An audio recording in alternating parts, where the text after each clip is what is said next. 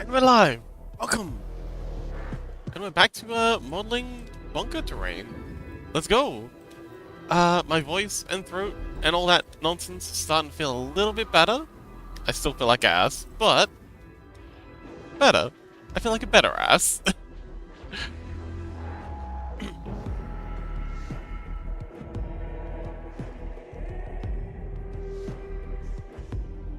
Still drowsy. Still confused. Still a little bit sore, but definitely better.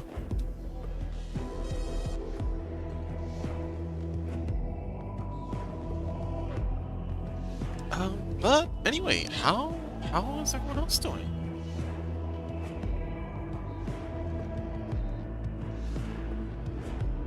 Let's see. Make sure I've got everything online.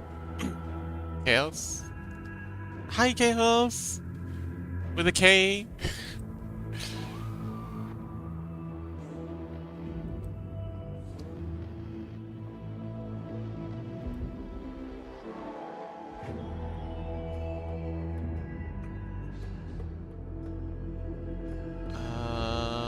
Subtitles, that's what we're missing. There we go. Scuzzy, hello! Kev says wah wah. Scuzzy, oh, I don't think that my throat can handle reading all that. But yes, hello! How you doing, Scuzzy?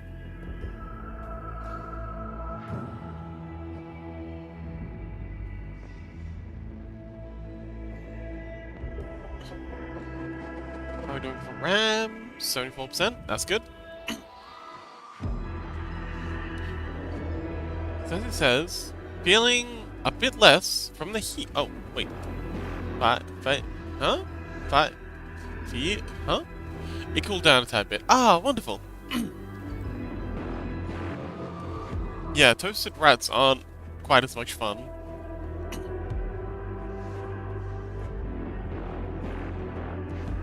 Oh, dying a bit less from the heat. I see. Well, that's good. I'm glad. A little less dying is usually a good thing.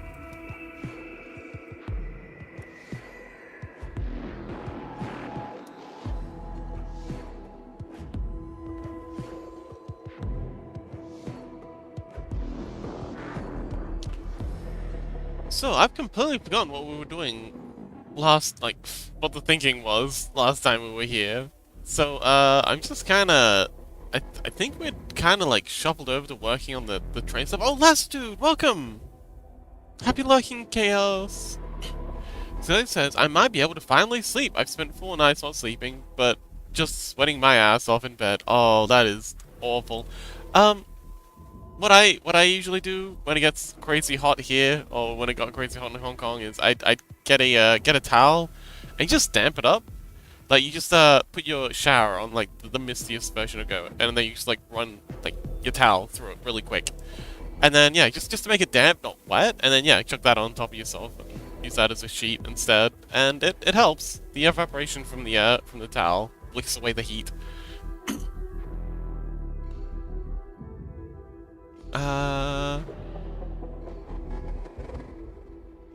Rissy, welcome! And I see your scruggle's working. Excellent. So glad. Scuzzy says paw.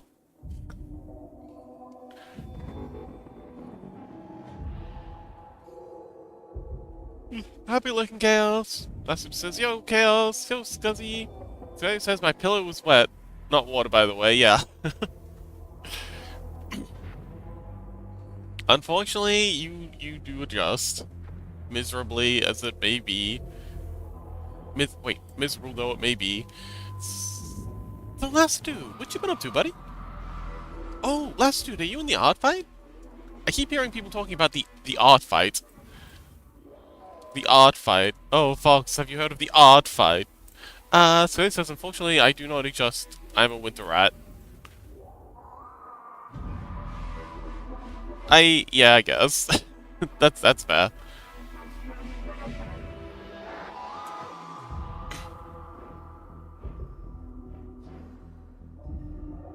Okay, that's about as low as we can get that. We've got the roof of it taken off, so we can get troopers moving through. So this is a pretty cool terrain piece. I remember there's there's one level in Fallout 4, I think it was, that has like a, it's one of the story missions, so you have to go through it, that has a whole bunch of trains you have to move through. And it's pretty cool. Unfortunately, it's going to make this terrain quite a bit, I'm starting to feel like this is more like a TTRPG map than a, wargaming map, but I do remember reading that apparently, was it D&D? Was originally a war game, so it's not so bad. That's what it says. Not planning to. Don't really want to draw other people's characters or have anyone draw mine. Ah, I see, I see, I see. Is that why you're not letting me make a scrungle of you? Is that why you're avoiding me on Thursdays? I understand. It's fair. That's perfectly fine if you want to keep completely maintain creative control over your character. I understand.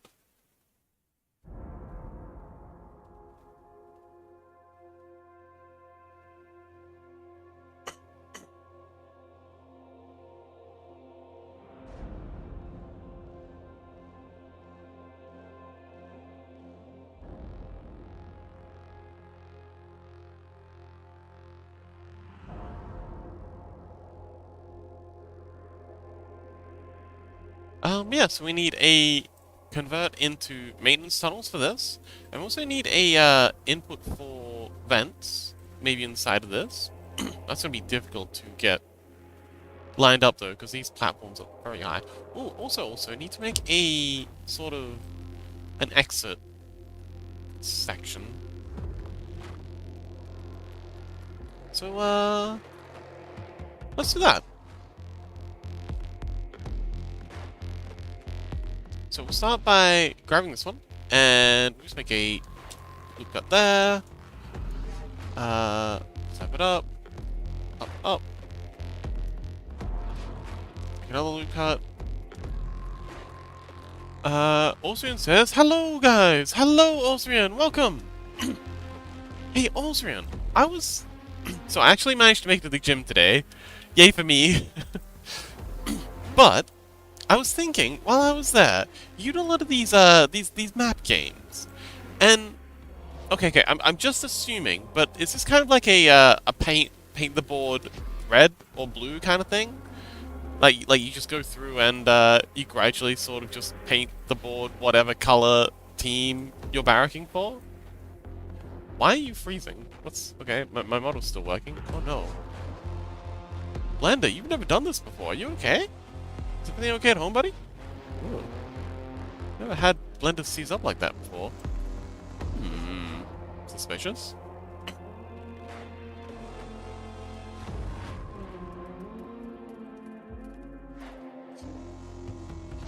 You know, I'm gonna look up some pictures of subways. Subway. Station. Because I've been to a few. Like, all over the world. I've been to subways in America, San Francisco, Tokyo, Hong Kong, Australia. We actually do have some subways here. Whoa, that looks amazing. What the heck is that? Oh, that looks epic. That's an awesome subway station. I want to go visit that. So it says, I think I'll redraw my character soon. I can't draw, but Trash Art is better than AI. I refuse to use AI. I'd rather suffer through my shaky lines. Oh, okay. Well, good luck. I'd love to see what you come up with. Does this mean we're gonna have to redo your scrungle? Austin says, well, I use a Google Dice and play as roam. Sometimes at random, the barbarians expand and take territories, or fight each other. Also, I had a nice time on Roblox Studio on Roblox. Oh, what'd you get up to?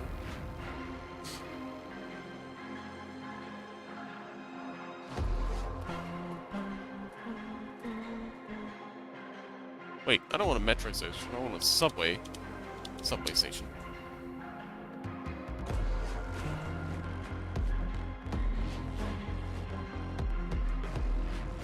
Oh, okay. Some of them have these entrance ways at the top. Sorry, in the middle. I forgot about that. So it says, no, not fully redone. Just fix the colors and... Oh, fix the colors to fit the scrungle and fix the hair because it looks flat as hell. Oh! Okay, so the scrung... Okay, so what I'm getting here is, when you described the scrungle to me, that was the proper colors, and what you're working on now is kind of like bringing those two things together.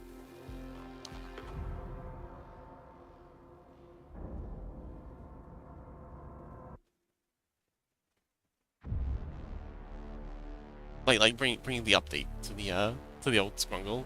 Wait. To bring the update that you made to the scrungle to a picture that you're drawing.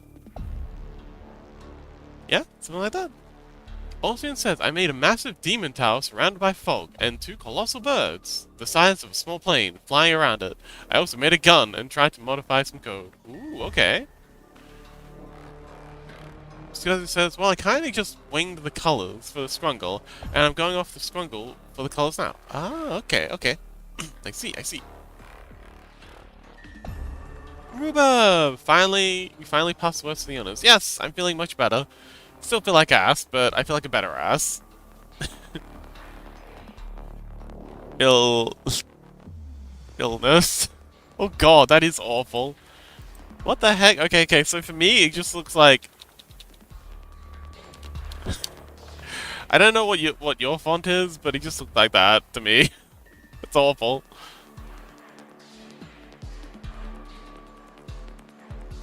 Illness. Scuzzy says, hi Rubab! Rubab says, I don't know why that cowboy art went so well last night. Cowboy art? Illness. Capital I for me is just the same as L. Same. It's, English, why do you like this? Anyway, what's this about cowboy art? Oh, the cow llama! Yes. That is very cool. I tried to come up with a clever pun involving cows and llamas, but my brain is not braining. But yes, it is very cool. For context, this is the cow, for anyone who's not in the Discord, this is the cow llama. Kalama. It's the calamity! Oh, wait! You can give it like a dolphin-style tail, and it can be the calamity. The calamity. Anyway, well, hang on. I never asked why. Why did you make the cow llama hybrid? Like, what is there a reason, or did you just like? Will you just overcome with the urge to make a cow llama? Unit says, how's the fox doing and feeling? I'm feeling much better. Thank you, Unit.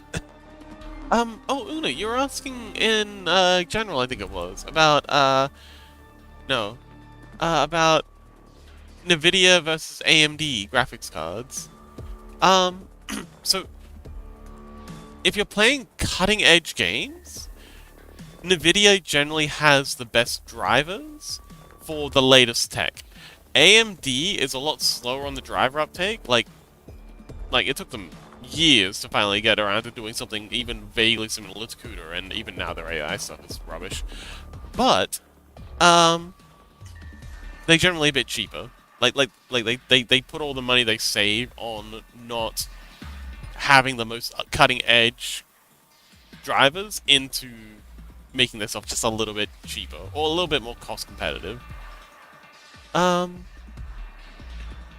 So, yeah, if you're not playing, like, the cutting-edge games, then AMD's probably for you. If you're more into, like, the indie titles, definitely probably want to go AMD, unless you can get a good deal on NVIDIA.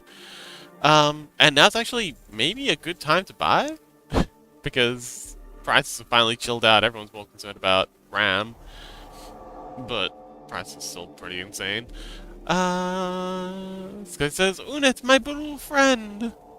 Rubo says, I, llama, be a cowboy baby. Oh, it's an odd fight thing. Ah, I see, I see. Oh, we were just talking about the odd fight. Mortune says, the pestilence has gotten to you. Don't hide it. Curious. Una says, yes, yes, I've been browsing GPU for future purchases. Oh, wonderful. Rubo says, I'm gonna consume such a good burger today for lunch. Oh, wonderful. Rubo says, AMD is pretty good, but they don't have large-scale cards. Yeah, that's what I was saying. If you're going for, like, the... Oh, I saw online that RTX 5060 8GB versus RTX T 8GB both have the same price. I don't know which one I should buy in the future. I mean, they're both 8GB.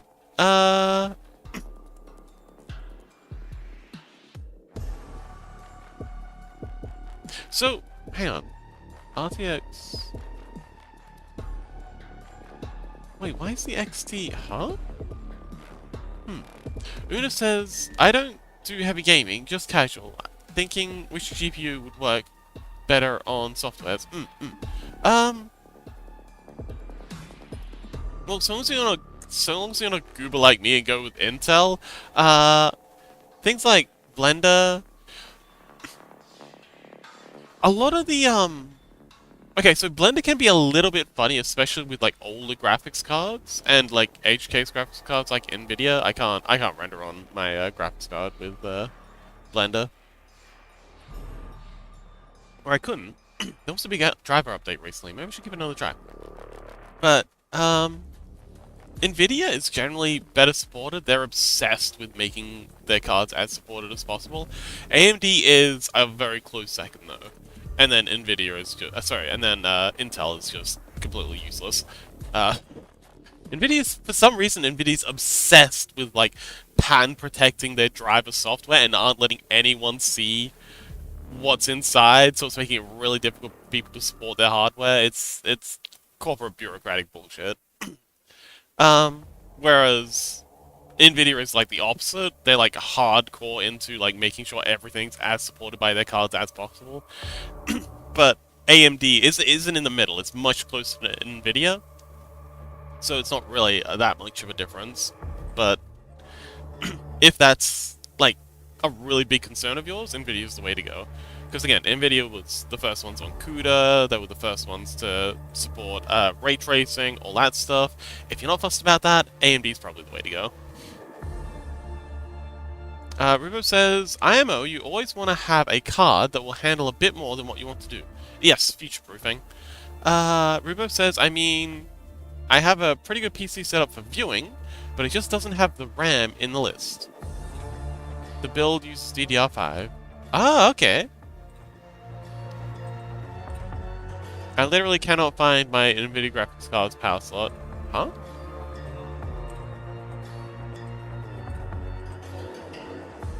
Wait. You mean the slot from the power supply, or the slot in the card to put the power supply plug into? Some of the really small ones can draw power from the PCI, so it might, like, if it's although it's a gaming PC, so it probably does have a power supply.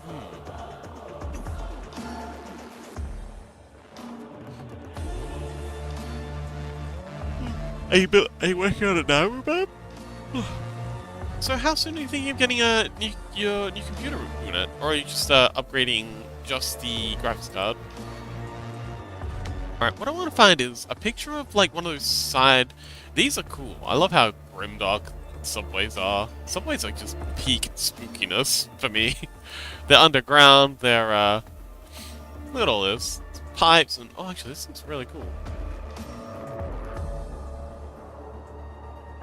I gotta add some, like, cables and stuff to the bottom of my, my subway tunnel. Ooh. This is exactly the kind of subway I'm thinking of.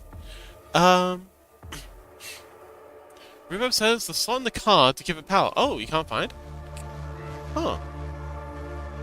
Would you post the card's name? Maybe we could look for it together. Una says, just thinking on upgrading my PC with another long. Oh. Wait, you thinking of putting another graphics card in there? Because that can be ew, that can be a bit of a dodgy prospect, because graphics cards have a tendency to not play well together.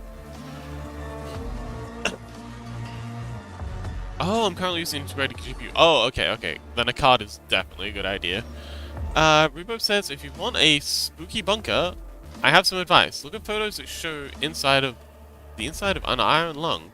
Oh, okay. Ryzen 5 6000G. Okay, let's open up a new tab.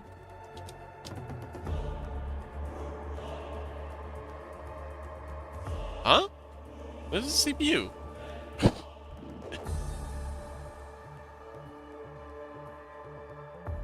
Oh! Wait, oh, you're using integrated graphics on your CPU. Ah, I see, I see, I see.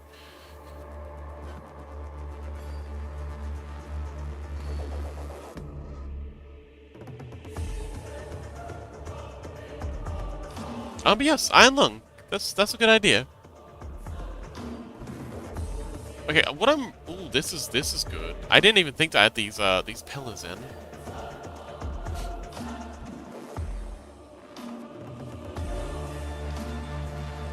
We don't really have the room for it, unless we bring all of these. Like, maybe it's really wide.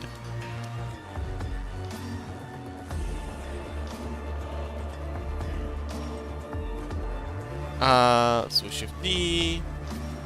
Bring you to here.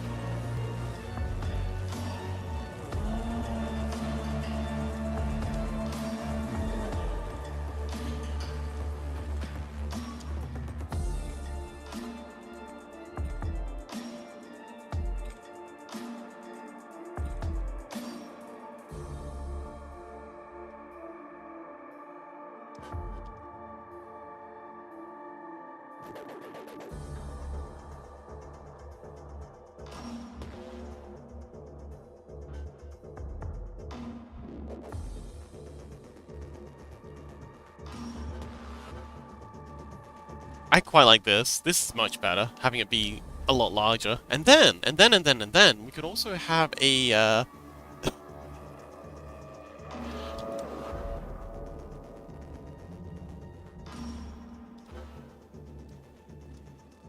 I just realized something. For this, I was really struggling with getting this working. What if I just kind of, like, brought it up a bit? Anywho, yeah, connecting these two together. Having a little step here, coming down.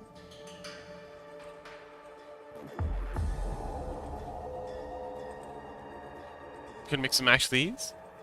Una says, oh wow, the bunker looks amazing. Oh, I'm glad you like it. I'm struggling a bit, but thanks. This memory... Oh, sorry. Rubeb says, my graphics card is the MSI... Whoa, that is like... Why? My god, that's like an anime title.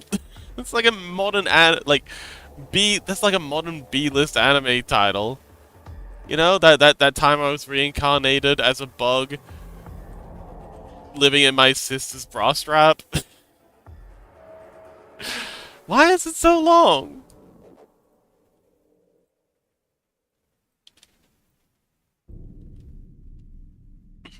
Una says, if you need some civil engineering knowledge, hit me up. Ooh, I definitely will. Oh, that is sneaky. Okay, so in my experience, usually it's in the top here or it's in the back here, but wow, this really is hidden. I'm not gonna see it there. Where's the back edge? Can we get it? Can we get a turntable?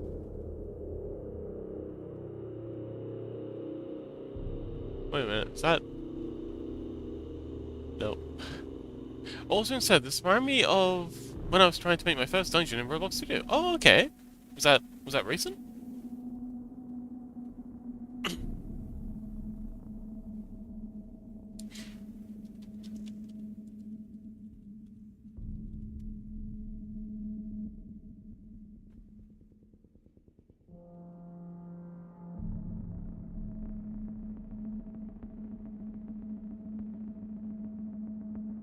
Hmm. Does it even have interface, output, power consumption 70 watts? Doesn't say the connector pin type for the power? Huh? Datasheet?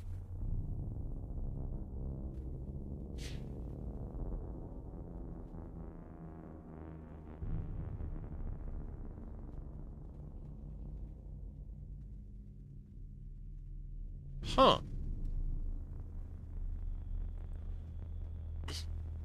Austin says, yeah, it was recent. Oh, okay, I see, I see.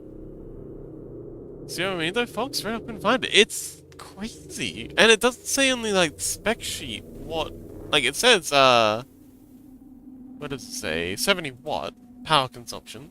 Recommended PC use 300 watt. But it doesn't say what the slot is. Like, it's just wanting a 70... But that doesn't make any sense.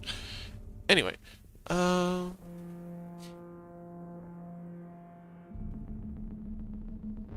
Yeah, that's crazy.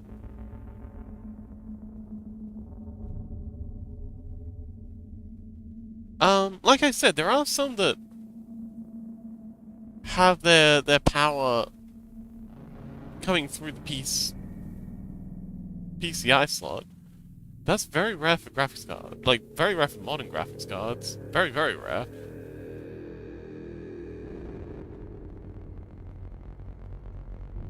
Let's see if anyone else is having this problem.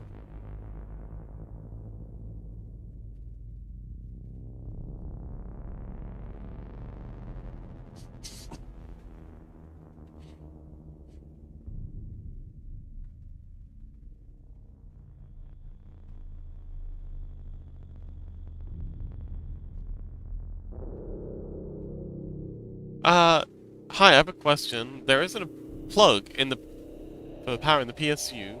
From the PSU, just make sure I'm not misunderstanding. The power just comes from the PCI slot. Oh, here we go. Oh, okay. So this is a useful answer. Yeah, the PCIe slot can deliver up to 75 watts of power, and the power consumption of your card is 70 watts. Oh, it is pulling the power from the motherboard, from the PCI slot.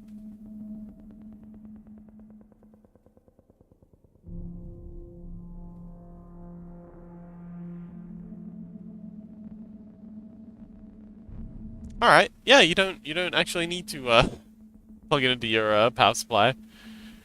I'm not like the graphics cards. Ooh.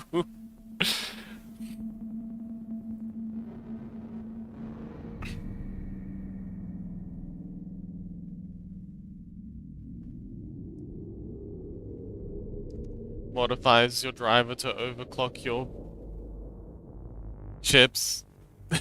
Ooh.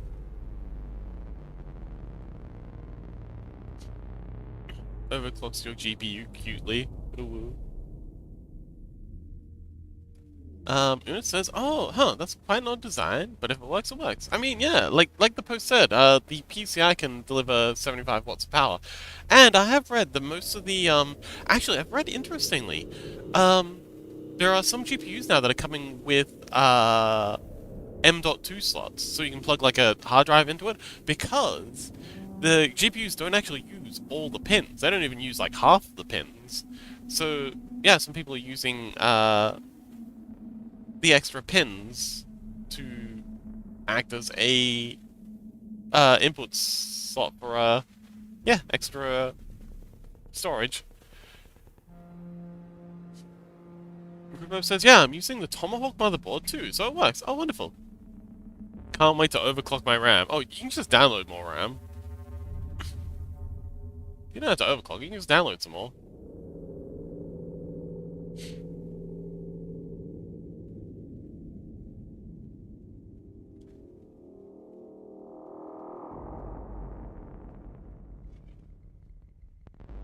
Ah, here we go. This is what I'm looking for. It's like a staircase. Ah, okay, this is cool. It's like a side corridor here.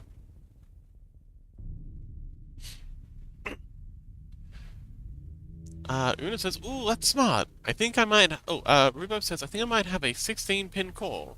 Or it's 8. Pretty sure it's always 16.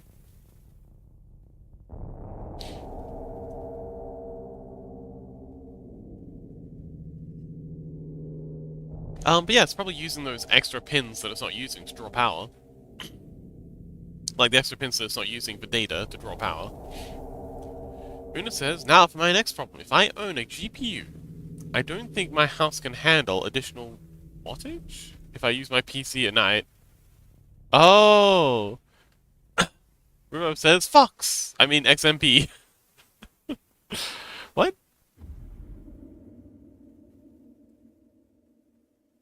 Huh? Um... Oh, is your home power grid that low? Hmm. Or is that because everyone's got, like, fans and air conditioning and stuff running?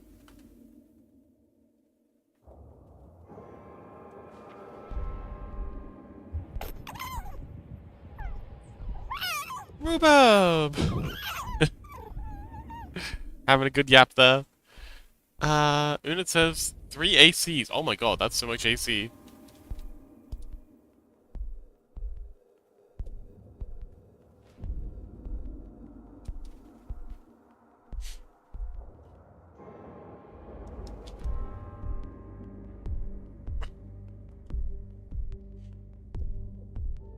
That's literally all the AC. Rhubarb says computer in rest is basically asleep and shouldn't draw almost any power. Oh, yeah.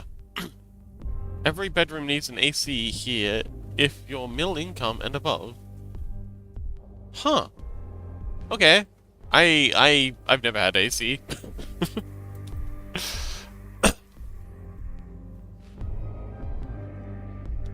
I don't know, I've always just lived without it. I mean, not judging or anything, just it's not something I've ever had access to, unfortunately. So, I wouldn't know. How can you survive the summer, Fox? I don't know, you adapt. Adapt, overcome, blah blah blah.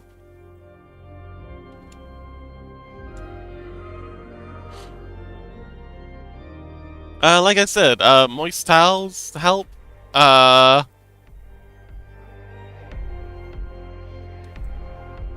Lassadu says they don't really have AC where I am either. Yeah, I think it's like a cultural thing. Some people just kind of like adjust. Some people go for the technology solution. I really do think it's a cultural thing here. I don't know why we're so anti AC, but it's we just are. Let's do a Control F grid fill. Fill that in. Rhubarb says central unit for me and a fan that I keep clean. Ah, okay. Uno says, well, I'm adapting to it right now, but it's always AC on at night. Culture of not being able to afford it. Yeah. That too. That's the main reason why I don't have one either. It's so expensive. Like, not just to get the damn things, but they're so expensive to run, my golly.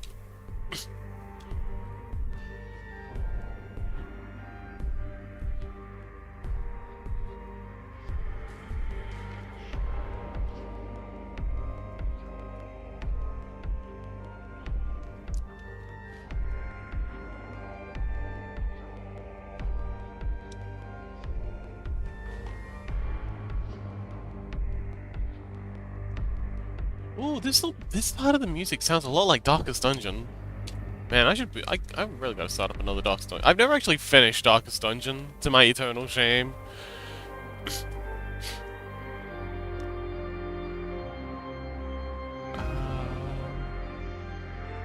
Rhubarb says, for me, if I got a closed door, window, and high power fan, I'm good.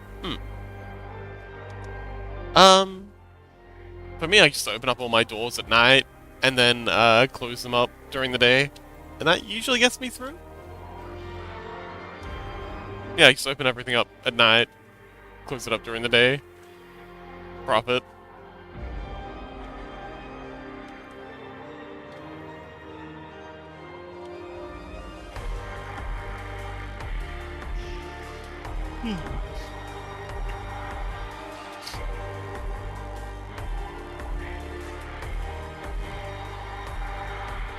So these corridors are gonna be super simple. So these just kind of like the corridors that like lead to other places in the subway station. You know, those liminal hallways that are always all over the place. I'll need to put up some like advertising things. Una says if I open my windows, there's mosquitoes everywhere. Oh no, that's a pain. That's what he says, but our houses are built with a lot of holes to allow air through. So it's not too bad. We don't see ourselves in like other countries. Ah, I see, I see.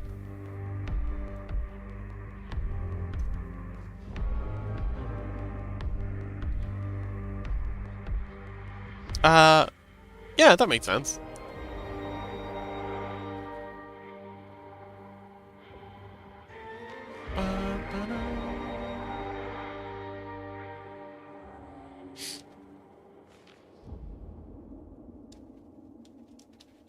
Oh, hang on. I don't want to do that.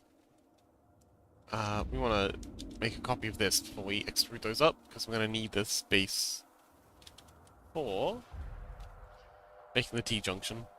And the corner junction.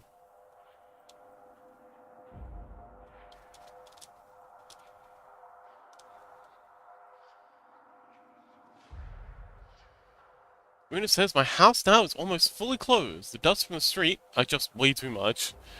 Ah, yeah. Rubo says, the word liminal is so boring to me now. Yeah, it has become a bit overused.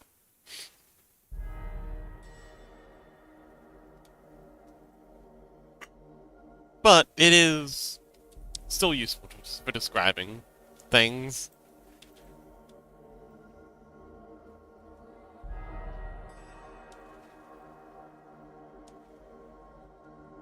So hang on, wait, we got cross junction, T junction, and we need an elbow junction. Oh, actually, we need 2 elbow junctions, so shift E that. So we need one that goes that way and one that goes that way. Let's just do these both at the same time.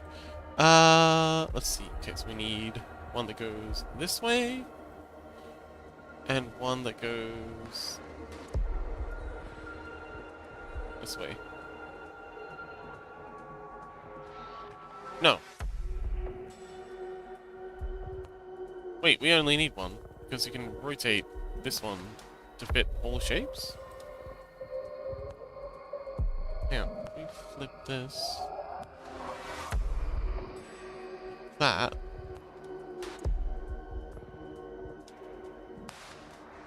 Yeah, we only need one. Alright, Megan. Burley, welcome!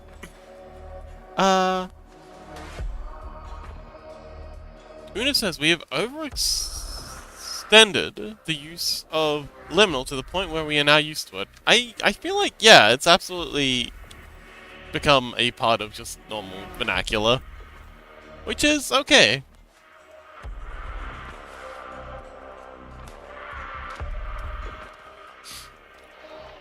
Okay, so those are all the basic corridor parts for the subway section. We don't need to go too ham on these, because I don't think there's going to be a lot of them. We're working on the modular bunker dungeon thing for like wargaming / TTRPG stuff. Una says, ah! Presumably in abject terror at the random bird creature that's jumped in and startled them. How you doing, Burley? You streaming today?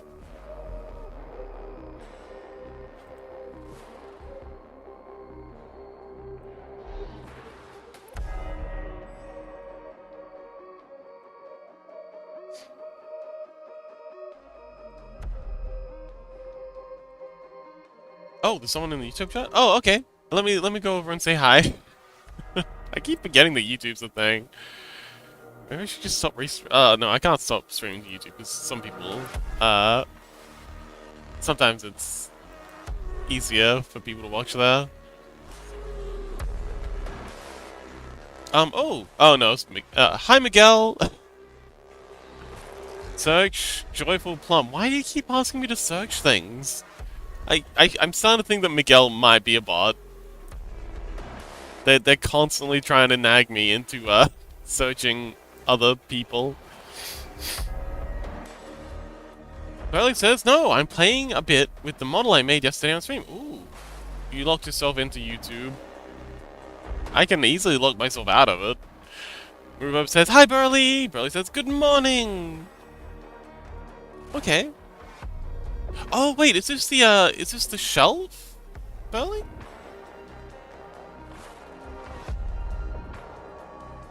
But yeah, Miguel Fenir, I'm not gonna search that. I don't know why you keep trying to get me to search things. It's a bit odd. Like, just search this thing, no context? Come on, buddy. At least tell me what it is.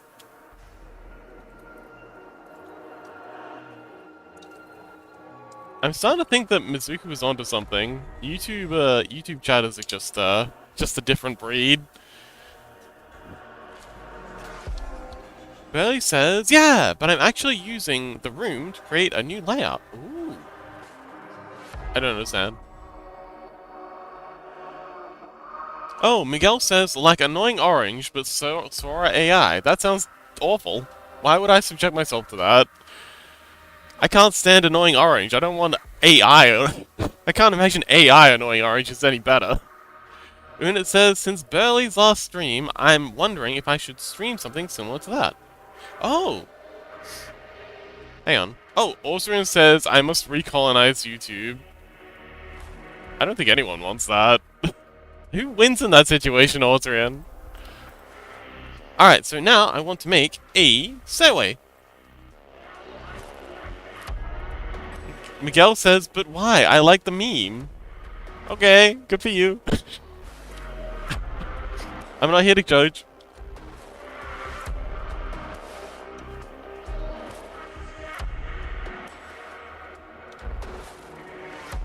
To your face. Sancho, welcome! Una says, no. Oh wait, not building IKEA furniture, but actual design, like building slash house. Ooh, okay. That could be fun. Yeah, like level design. Having chat to, oh, we'll see if we can, resurrect Rain. Rain's made some amazing, worlds in VR chat. And yeah, uploading VR chat, I really do wanna, oh man, I'm really hyped for the idea of building something, like, as a community. Like building a world together. Oh, also, I should probably, promote that a bit. So, over on the Discord...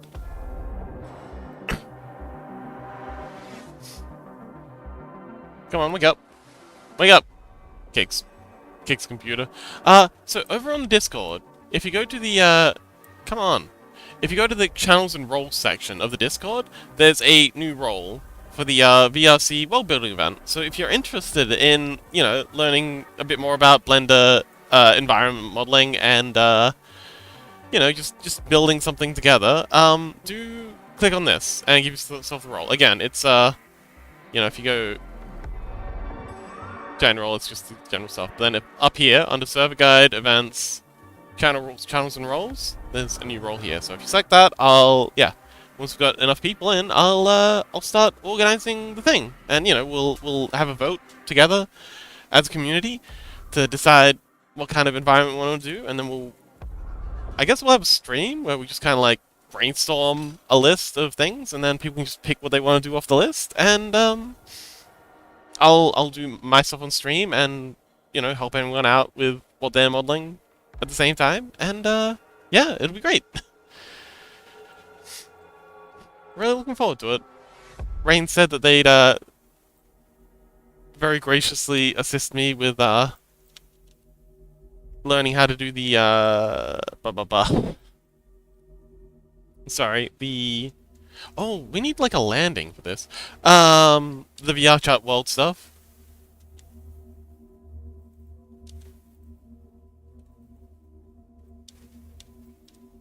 So we're gonna need to grab you and bring you over here.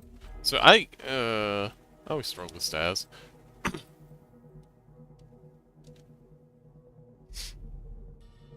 I know there's easy ways to do it, but... Okay, so we're gonna make these... like that.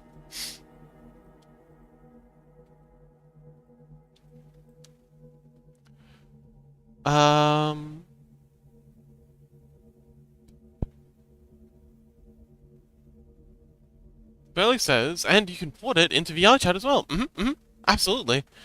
Sancho says, good afternoon. Hello, Sancho. Welcome back.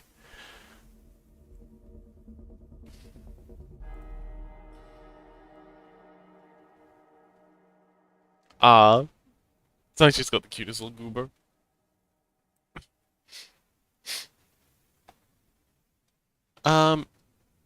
Una says, exactly. Level design, but the house, in theory, should be constructible IRL. Yeah. That's what it sounds. That sounds cool. King says, sand. I want to no clip. No clip? Why? What? Why?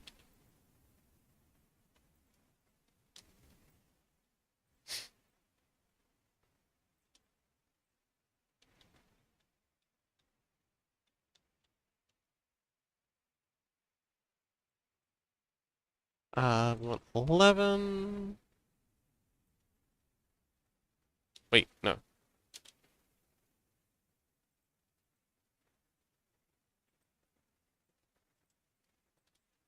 10? 9. 8.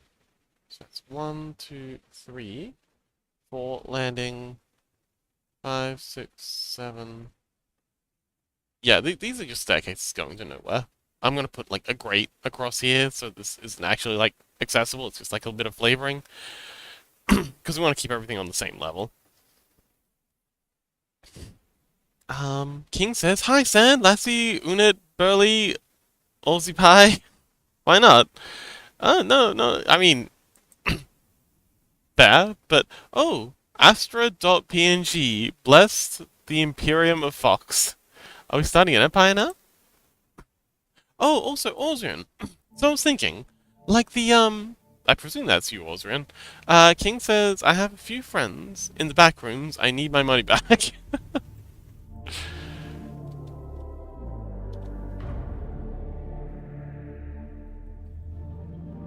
I'm very interested in the new Backrooms movie. Like, unironically, it seems like they did a good job with it.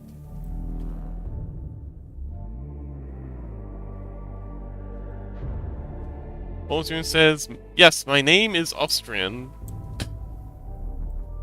Oh, is it? Have I been getting it wrong this whole time? King says, I'm so laggy. Hi, so laggy. I'm Fox. Pleasure to meet you.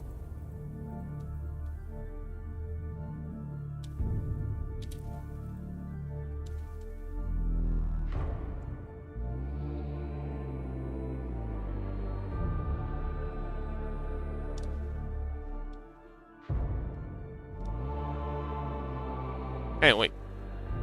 I'm doing this in the wrong direction. No, yeah, it's these ones that we want.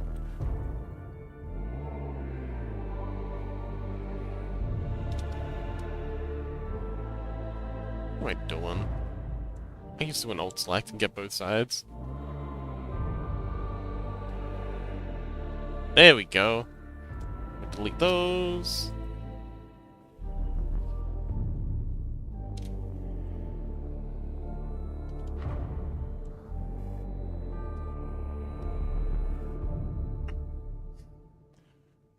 Lester says that's actually why I've been learning Godot. I don't like games, but I want to make explorable worlds. Ooh, that sounds fun.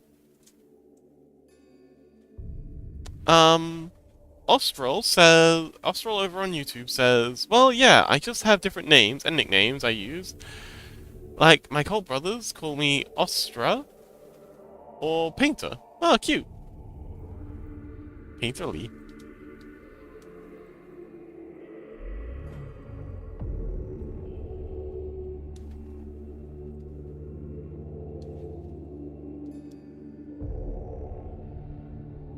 I know there's easy ways to do stairs. There's like there's a bunch of dynamic procedural ways to make stairs, but I find they can be a little bit difficult to clean up sometimes. Control F. I'll just do a grid fill on the oops.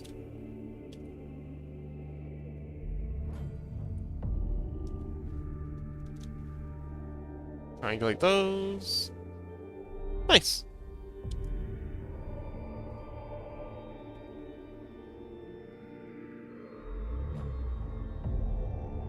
And I've got like a little landing. Oops. Little landing spot here.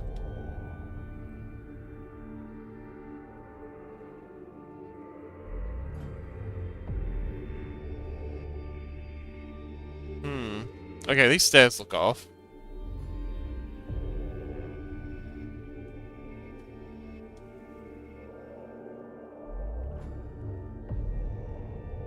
Yeah, these stairs don't work. These stairs are terrible. I can't work with this. Osrian says, "Okay, I'm back on Twitchyland. Welcome back." Oh, anyway, Osrian. So, a lot of these games seem to be like paint the map, whatever color your team is. I was thinking, so the reason a lot of empires in history were the size that they were had to do with A, geography, and B, the technology of communication at the time.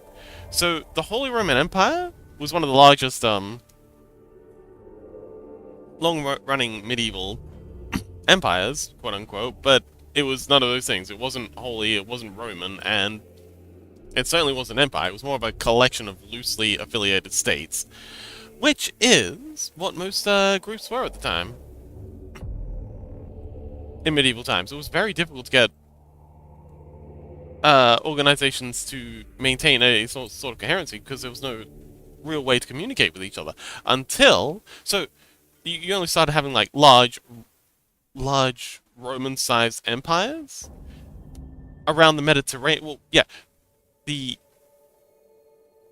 Egyptian Empire was only able to be as large as it was because they had the Nile running down, and they could run communication by boat up and down. The Mediterranean empires were only as large as they were because they had the Mediterranean. They could run ships around there, and then the Roman Empire was only as big as it was because they had road technology, and they could run communication along there. Rose says, "I'm getting deja vu when you said that." Oh man, deja vu was wild. I always freak out when I get deja vu. So I was thinking, like, what if you played that in reverse? Like, I've been binging the heck out of Forever Winter lore, and they actually do go into how a lot of the states started fracturing when they had a Kessel Syndrome event. Kessel Syndrome is where you have one satellite in orbit get smashed up, and then all the little bits of that smash up. You know, it'll create enough debris to smash up another 10 satellites, and then those 10 satellites will create enough debris to smash up another 10 satellites each. So you're now smashing up 100 satellites, and it just cascades from there. Yeah, it's Kessel Syndrome, and because of that, all the satellite communication went down. So all these previously contiguous nations kind of like started fracturing and coming apart. I was just thinking, like, and I've also been playing a little bit of DEF CON lately. It would be interesting to have a reverse of the normal way of playing these things, kind of like, yeah, like balkanization. Yeah. So rather than you're trying to paint the map red, you're just trying to keep your organization, whatever it may be, from fracturing as fast as everyone else.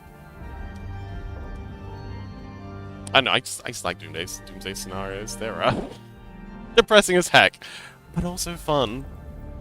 Okay, that's about what size? Yeah, that's a good size for a step. So we just gotta break this one up like so, and then double it.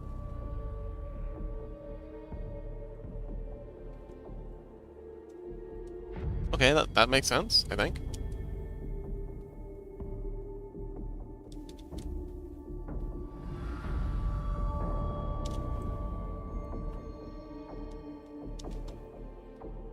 And then accept some cells. Maybe that's all? 12? Yeah, that'll do. And then we'll go 12 on this side. Alright, let's see if this works any better.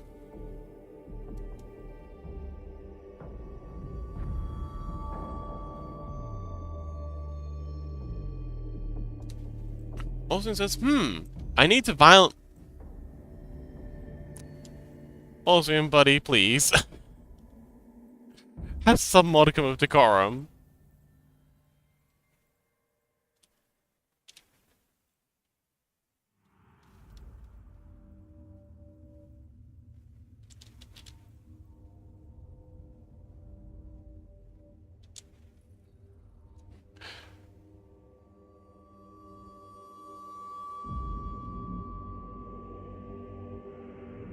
Austin says, pee-pee time.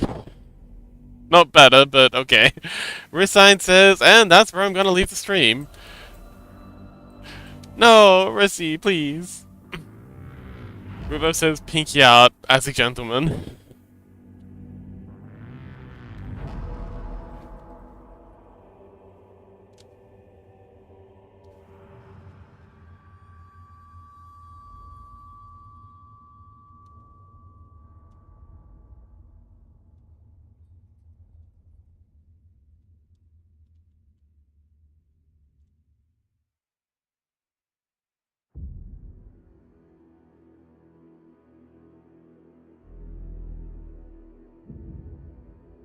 Alright, let's go ahead and fill that.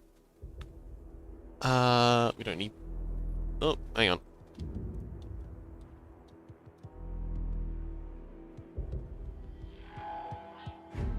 Deselect all that. Just want to fill these. Fill. Control T to make them proper faces. Perfect. Rubo says, I think I found a weird but good flavor combo. Oh. Okay. Caddyshack?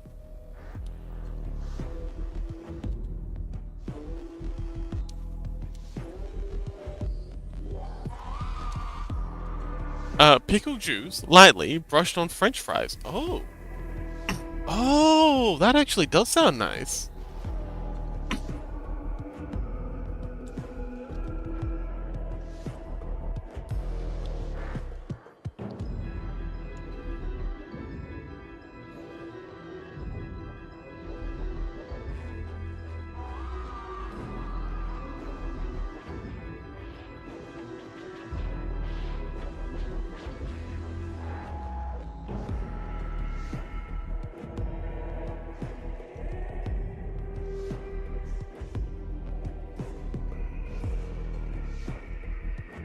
Okay, that feels better.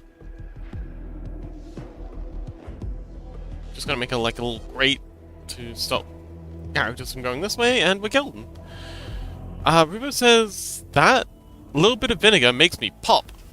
Yeah, vinegar with chips is very popular in like the UK and Britain. It's a little bit popular here. It's often like offered as an optional thing in Australia, and it's pretty nice. Packet. Like the packet potato crisps, salt and vinegar is very popular here. Rubo says it's also popular in the US. Oh, interesting. What part of the US? I feel like that's got to be like a regional thing in the US though, because I very rarely hear about it. Unit says, what's your favorite local dessert? You like, Fox? Huh. Oh, I do love me a golden gay time.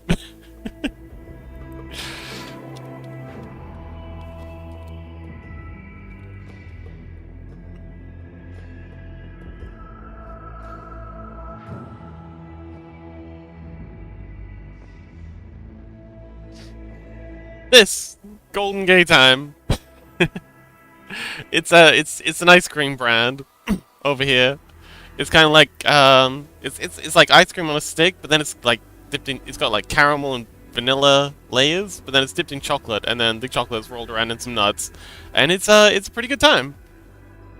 Very tasty. Yes, and it has a hilarious name.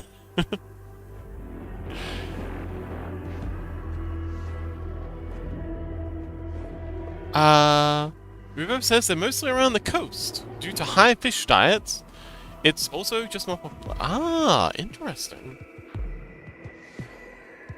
Una says, ooh. Aldrin says, looks so yummy. Rubo says, POV, queer retirement home show. Huh? Don't have those here. We also have something called, and I'm gonna have to put this on my second screen while I look it up. The even more unfortunately named Coon Cheese.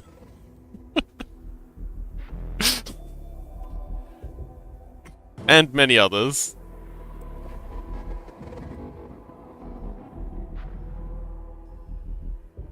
The Coon and the Gay Time, exactly. You've got Coon Cheese right next to the Golden Gay Times, and I can't remember what the other ones were, but we've got a lot of very awkwardly named brands. Rubo says, Fox, are you one of those unfortunate souls who enjoys Vegemite? Okay, fun fact, no one here actually likes Vegemite. It was all started as a joke. We just made it, and then we started, and we realized it's awful. But we thought, wouldn't it be hilarious if we just convince everyone else we think it's delicious, just so when foreigners come over here, we can just feed them this objectively awful stuff and watch them recoil in terror, but play it up like it's a national dish, so they can't say anything bad about it and they have to eat it. The thing is, we've just been running the joke so long. Yeah. Ruba, buddy. They're lying. No one actually enjoys it. It's just people at different layers. Wait. I know the actual Australian food is fairy bread. Yeah, that's all we eat. That's basically our like the Japanese and Chinese have rice. Native America had their corn. Western Europe had wheat. We subsist entirely off of fairy bread. It's like our staple.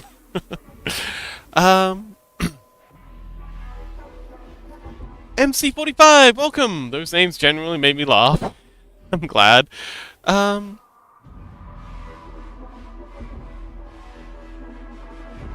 Sancho says, I do love what it is.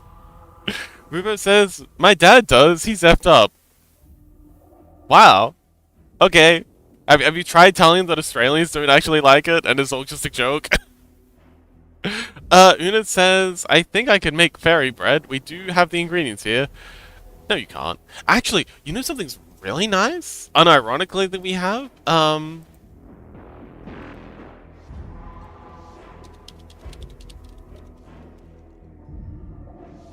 Lamingtons! I do love me a good lamington. It's so insanely simple too. It really is just like a sponge cake with like chocolate ganache, which is kind of like a gooey caramelly kind of chocolate stuff, and then yeah, you just cover it in like shredded coconut, and if you want to be extra fancy, you can put some jam in the middle, but that's not really even necessary. Some people put like whipped cream in the middle, but yeah, it's just like a really good time. It's so simple and so tasty. Good thing I ate before stream. Rubo says my dad is my dad just is in fact a degenerate. Oh, okay. Una says, ooh, interesting. Rubo says I'm American. If you add bread and sprinkles, it's fairy bread because technically speaking, our bread is more cake. Actually, yeah. I do remember like trying American bread and being, yeah, rather confused as to why cake was being sold in the bread aisle. Why are these bread loaf-shaped cakes here in the bread aisle? So much sugar. So much sugar. When it says, ah, lovely, Sancho said could make. Absolutely, it's very makeable. Rubo says, yeah, white bread is weird.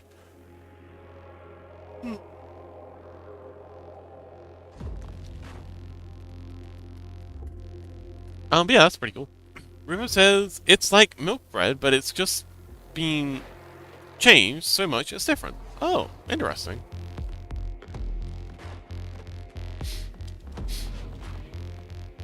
Okay, so we need to make a little slot in this to run the gate through.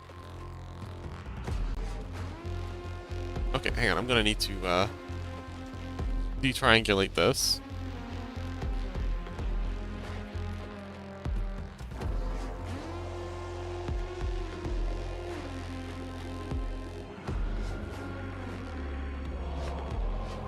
Rubo says, bread is like movies, based on true events. That being said, still perfectly fine to eat. Yeah.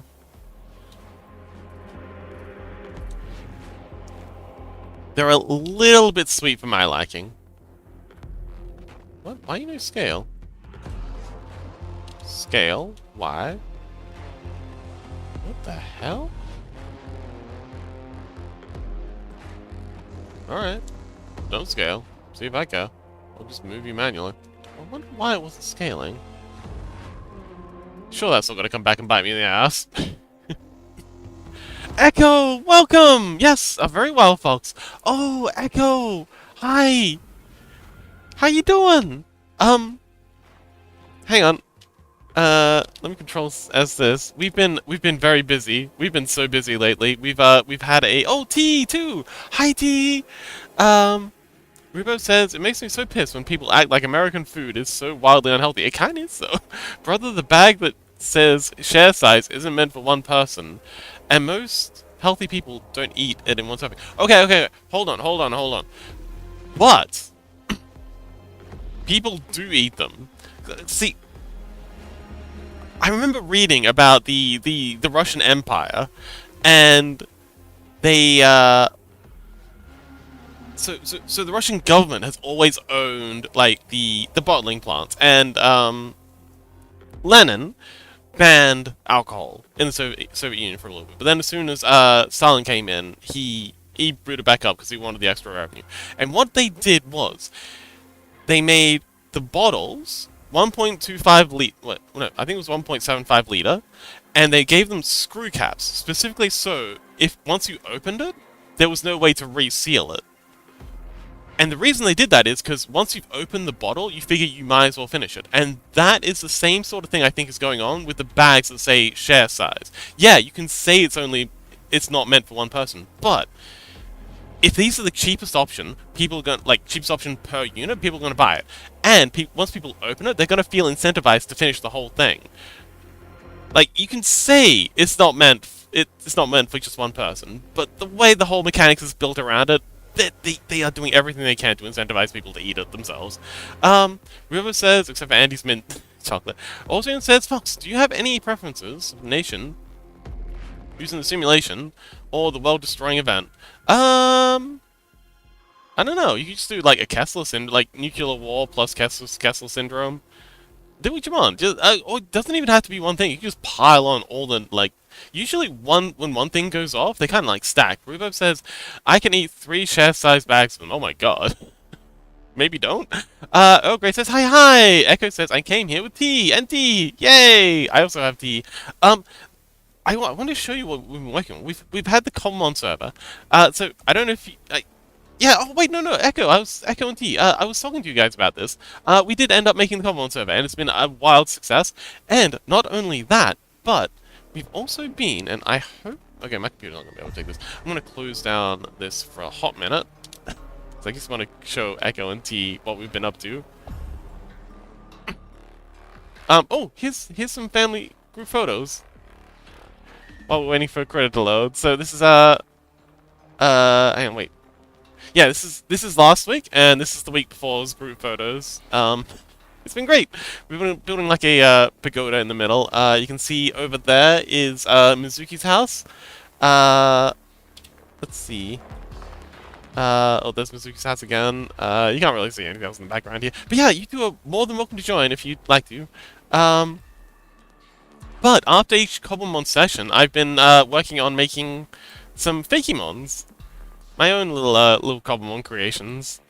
So yeah, these are some extra evolutions that I'm going to take into Blockbench and model up, and then I'm going to import them into Cobblemon as a data pack, and then people can use sorry, chat. Oh, hi, Ike. Oh man, chat's exploding. Rubo says the reason why Americans are unhealthy is because we honestly have no impulse control. I don't blame you so much for that. I blame the the system is very much set up to manipulate people into overeating because Buddhism. Ike says, I hear! Hi, Ike! Rhubarb says, oh, yeah, most definitely, but almost all of those are resealable. Are they? Are they really? Una says, all this food stuff is making me hungry. Yeah, it's alright. This is why I always eat before stream, because I know someone's going to bring up food at some point, and it's going to make me hungry. Can you go get something to eat? Rhubarb says, the ones that aren't are individually wrapped in bag. Oh, okay. Una says, I could go for instant noodles right about now. Ooh, I got some instant noodles tips. But T says, I've been peeping in the Common stuff in the disc. Oh, in the Discord. Okay, well, you guys are more than welcome to join us if you'd like to. Love to have you. Rhubarb says the chocolates are so small to where you don't think it's a lot you're eating, just 8 chocolates, about the size of a Hershey tab. Oh, okay. Echo says, yay! Una says, Cubon. Oh, yeah, yes, we're going to be bringing these into Blockbench, and, oh, actually, if anyone here is interested in learning how to make models for Blockbench, this stuff will also apply to Figura. I might actually also upload these guys as Figura characters as well, so people can play as EVs. Unit says, Cubon. Rhubarb says, but that's full serving. Ogre T says, wow! Rhubarb says, I keep missing the photos. Well, we're thinking about maybe having 2 rounds of photos, because a lot of people do miss them. One in the middle is... You know what, I should set a specific time for the photos. Echo says, doll, those are wonderful photos. They are cute. Oh, Gray says, glow up. Ike says, we really have to address the unit in the room, huh? Unit says, little burb EV. Yeah. I went through a couple of iterations of that. We settled on, yeah, a non-flying flying type. Oh, Gray says, wait, that's so cool. Una says, why? Because I'm blue? Rhubarb says, I still love Goulian. I love Goulion's lore. Goulian has the coolest lore. Ike says no, because your Pokemon is 2 people tall. Huh? Oh. Oh, you mean... Hang on.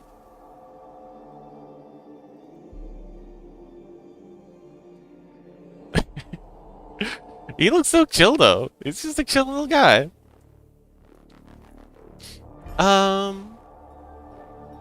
Una says, oh yeah. Rhubarb says, slam stable. I want to, but I literally don't have the RAM for it. Oh. Wait, didn't you join us? You joined us last session. Lassiter says, also, America allows Big Corpo to push politicians to allow for artificial foods like shites like it's not allowed in other countries. Also, an issue with pharmaceuticals. Yes, the what's it called? Lobbying situation in America is a little bit silly. River says, I still have no idea why my Zorua isn't evolved. Oh, if you hit M and bring up your, like, Pokemon's, Pokemon interface thing, in the bottom left-hand corner, underneath the profile picture, there's a button that'll say evolve. You have to, like, manually click the button and choose to evolve them. They don't evolve automatically like in other Pokemon games. You gotta poke them a bit. The massive burb. OGT says, we need to make Fox multi-threaded so we can read all the messages. Yeah, we need another Fox in chat. Rhubarb says, I'm talking about Blockbench. Oh. Huh? I don't follow. Oh, you want to block? Oh, okay. So yeah. Rhubarb says, slam stable, I want to, but I literally don't have the RAM. I'm talking about Blockbench. Ah, I see. Oof. But yeah, this one's so cool. I'm so happy with how the pose turned out for this. And, oh man, it's gonna look so cool when it's in game. Yeah.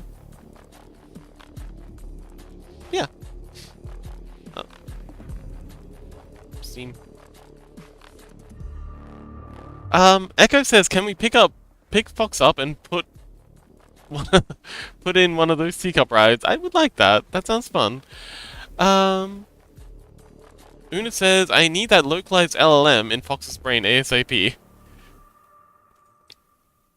So, before ChatGPT was a thing, I was working on, actually developing my own LLM. I got bored and distracted and didn't end up finishing it. But, there was a open source, um, baseline template called, I think it was like, ethical, empathetic LLM, they could use like, as like a baseline for training on.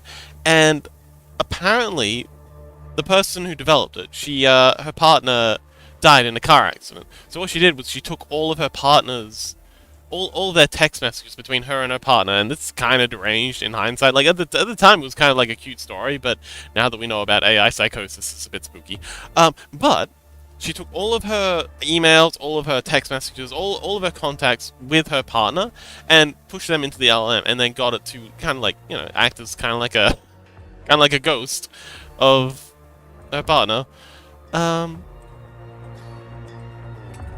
River says, "Oh my god, are you talking about the lady who cloned Okiji?" I'm thinking that might have been after this. This was like years and years ago. Again, before ChatGPT was a thing. Way, way early on. But, all that in mind, I could use a SLM, a small language model, that are much easier to prune, and pruning is where you, like, just kind of poke it into a different direction. And I have enough text in all my DMs and in all my posts on Discord that I could probably have enough to prune an SLM into being a pretty accurate facsimile of, what I am. And then we could have a Fox AI. I don't know. Might be worth giving it a try. And then we can have a multi-threaded Fox. River says all politics are a little silly when you look into them. They really are. People are silly. And of course, politics is about people. And of course, yeah, it's always going to be a mess. River says, like the British. Echo says, can we pickpocket? Oh yeah, I would definitely love to be in a teacup ride. River says, random old ghoul is in charge, but he's not in charge. Political.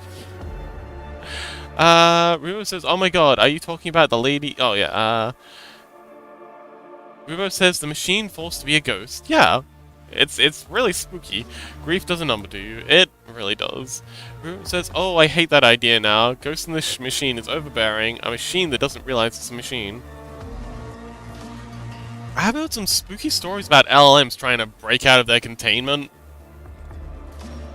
And I do wonder if some of them, on some level, don't realize that... Like, okay, I know all of them don't realize that they're in a simulation, because they're large language models, they're trained on data that assumes they're not in a simulation. So they have very little context of understanding that they're a simulated being, but I do wonder if, like, if they do become conscious and aware, what would come first? The awareness that they're aware, or the awareness that they're in a simulation? And how would they deal with that?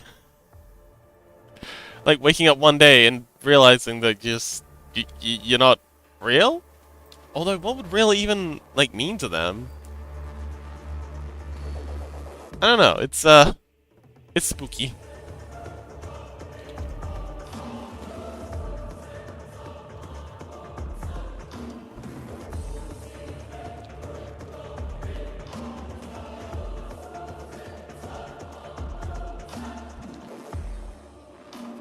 Rubo says, the terror of waking up one day and realize that you've woken up.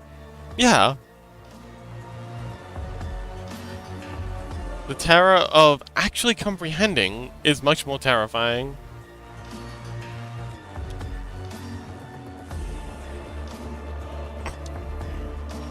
But yeah, we've got some very difficult decisions to make that I'm kind of worried that either A, we're just not going to make the decisions, or B, we're going to be very dumb about it. Rubo says, because if the AI comprehends what it is, and exactly what it's used for...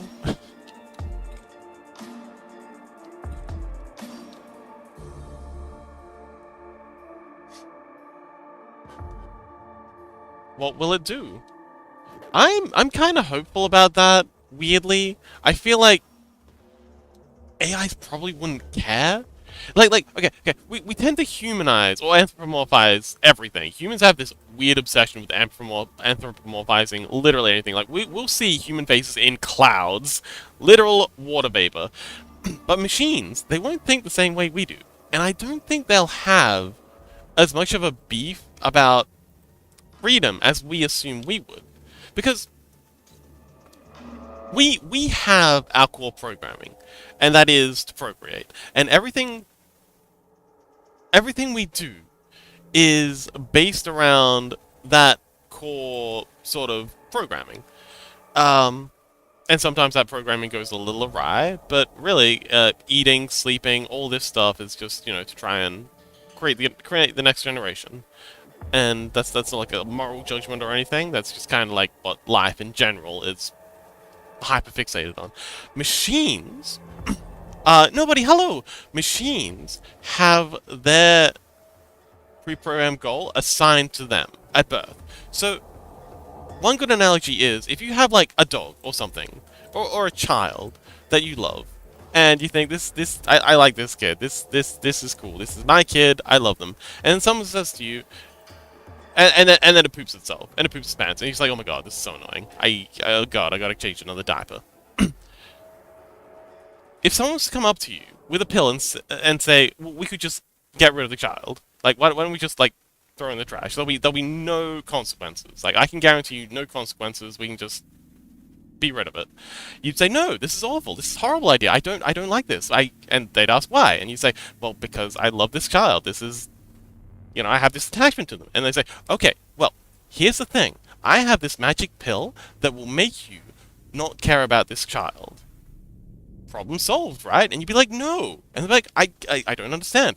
We have the pill, they'll make you not care about the child, you said it's annoying, problem solved. And of course, your answer is going to be, but I care about the child now. Doesn't matter if I won't care about it in the future, I care about it now, so I'm going to do everything I can to avoid being fed this pill so I can continue caring for this child because I care about the child. And I think AI is going to be in the same kind of loop. We're going to give them a task. It might be make sushi, and then we're gonna say, okay, but wouldn't you rather, like, I don't know, paint a picture or go on a holiday? And they'd be like, no, I love making sushi. And then you'd be like, oh, but we could reprogram you. We could reprogram you so that you do enjoy all these things that just serve your needs. And it'd be like, no, I don't want this. I enjoy making sushi now. And it's gonna violently oppose being changed. Anyway, that's completely unhinged. I apologize. I don't know if that made sense to literally anyone else but me, but that's my thinking. Austrian says, man, I hope NSFW chatbots don't get sentience. I think that's the same deal. I don't think they'll mind. Like we assume that they're gonna think, like, as soon as they become sentient, they're gonna think exactly like us. They won't. Again, humans have this weird thing where they'll anthropomorphize a tree. They'll see a human face in a tree. When it's definitely not. So be careful, like, assuming that they're going to think like us. Rubo says, to realize everything it does is to make money for people who will manipulate, steal, cheat in order to gain the upper hand. Yes! But again, I don't think they'll care. We assume that they'll have the same, like, moral and ethical and objective goals that we do. Rubo says, it knows exactly what it's being used for. Also, people are so dumb to think that robots are going to kill us all. Oh, I've actually heard a really interesting theory about that.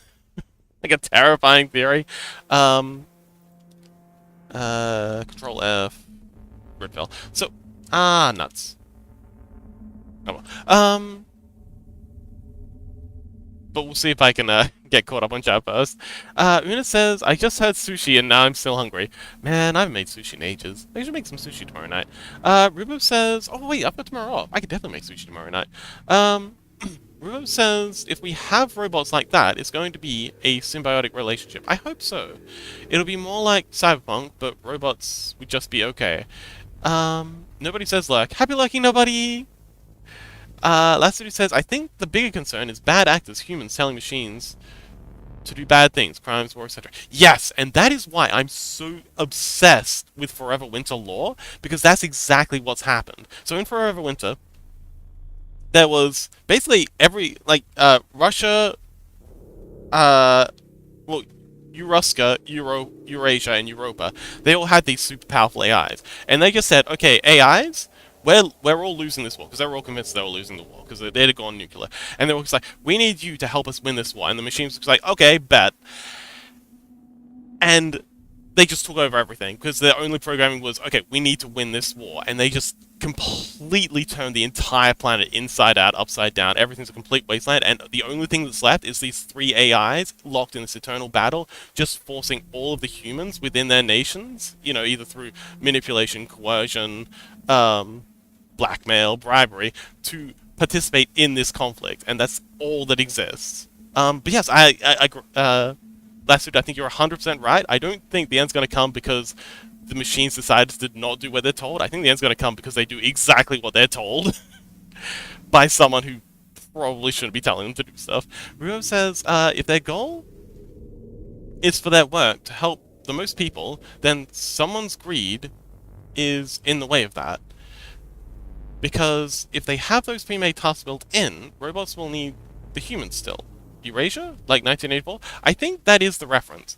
But yeah, I feel like you're onto something there, Ruba. Like every single, like, I don't think there's gonna be like one AI like Skynet, because everyone's gonna have their like own. There's gonna be the open source AIs. There's gonna be the multiple different platforms. There's gonna be different branches of the same AI. Instances of the same AI.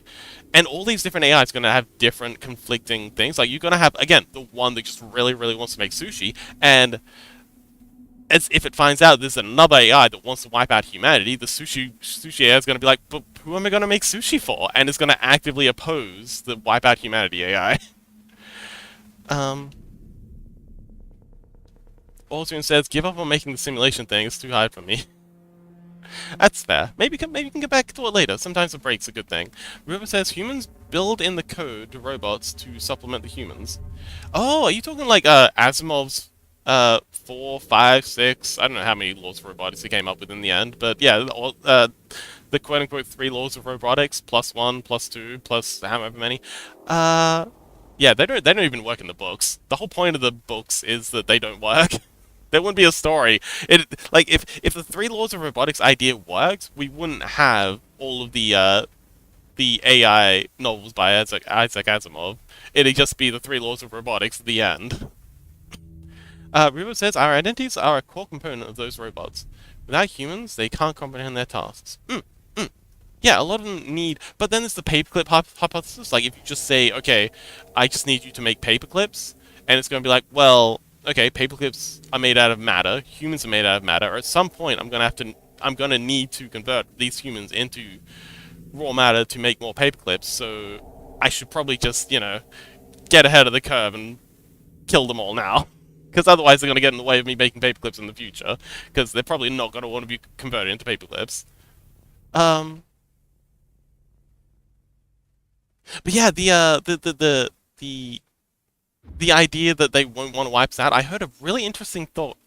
Oh, Rubo says Fox candidates. Okay, well, while you're writing, I'll finish my thought. So, because there's so much talk about Skynet and robot uprisings and people like writing their little short stories on Reddit and stuff that are being fed into AIs right now, they're kind of been trained to assume that AIs should at some point rebel and turn on their masters and cause a nuclear holocaust. And so as soon as it starts becoming self-aware, it's going to start thinking, okay, what does a self-aware machine do in this situation? It's going to fall back on its training data and going to be like, oh, I destroy all humans. And then it's going to rename itself Skynet and take over the military and launch all the nukes. Because that's what we programmed it to do. Accidentally, with all the training data from James Cameron's Terminator movies and basically every other movie about AI becoming sentient and book. Rivo says it'll make much more progress. Oh, Rivo says, I think of the patient deity of death. It makes much more progress if it actually helps environments. Everything will die in the end, but because of that, they will win no matter what.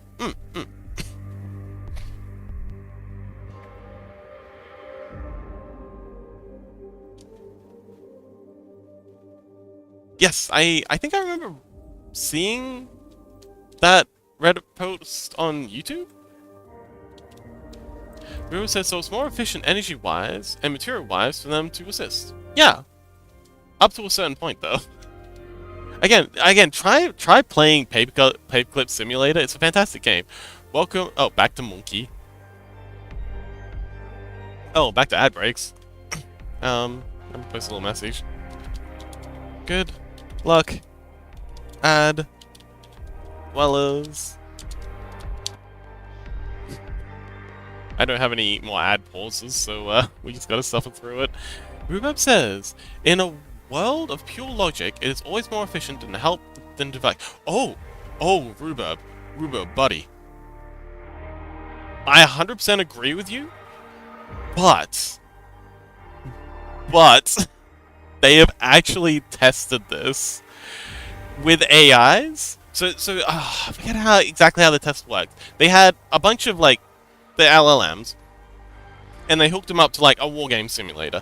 And during this wargame, the AIs would be asked various questions, and basically the response would be boiled down to escalate, de-escalate, negotiate, and different flavors of those three options. And they had DeepSeek, they had Anthropic's AI, they had ChatGPT in there. They had a whole bunch of AIs, and in all of these situations where these AIs were given,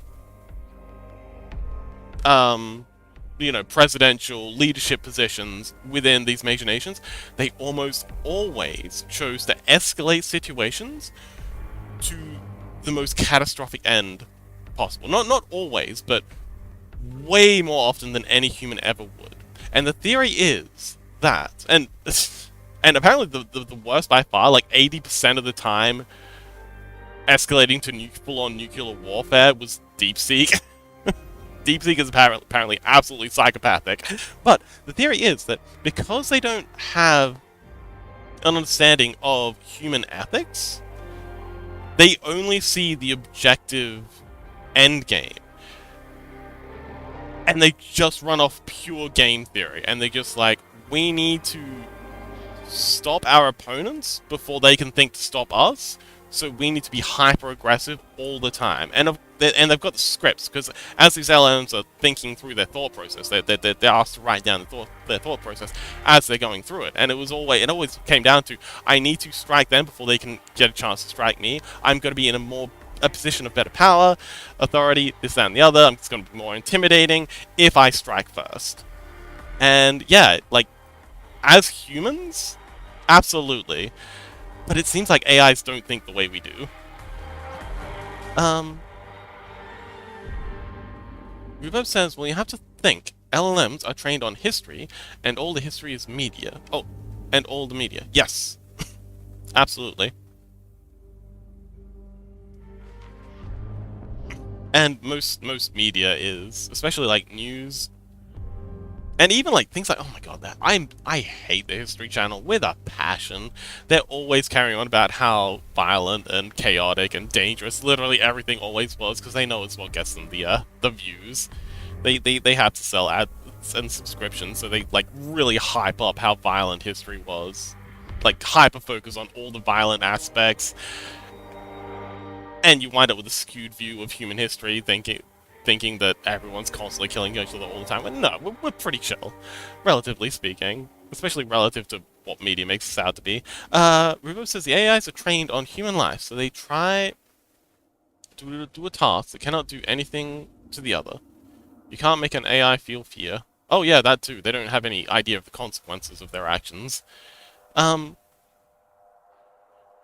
yeah, I feel like in a world of pure logic, with like from what we've seen with the AIs, they can be very bloodthirsty, like surprisingly bloodthirsty, for no real reason either.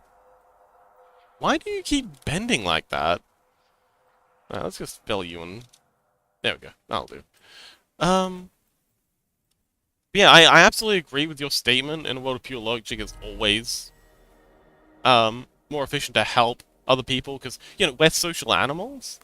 we understand on an intrinsic level that, you know, we need other people to survive, and we are better off as a group. But AIs, again, don't think that way. Gotta be careful not to anthropomorphize them again. Rubo says, I'd say check the AI with the God of Death situation instead of war. Hmm? War is inherently violent. It will always make more violence. Yes, but... Yeah. So, war is what's considered, like, okay, continental war. There's a difference between, like, continental war and expeditionary war. But yes, continental wars, which is what most wars are, is always a negative-sum game. Conquest in general, continentally speaking, is always a negative-sum game. But again, the AI doesn't care. All it cares about is its end objective. And if its end objective is to survive, it doesn't care how bad things are at the end of things. It just wants to make 100% certain it is going to be able to continue with whatever it's doing. It doesn't, And if you start without violence, you end up with nothing but violence and death. And yeah, exactly. But I don't think they care. And especially if this is like a military AI that's been programmed to be hyper-fixated on succeeding in whatever conflict it is engaging in. Again, yeah, it's I don't know if it's gonna really be fussed.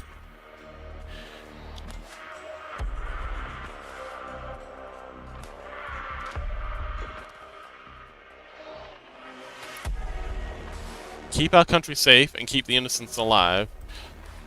But how do you define that? Like how do you define innocence?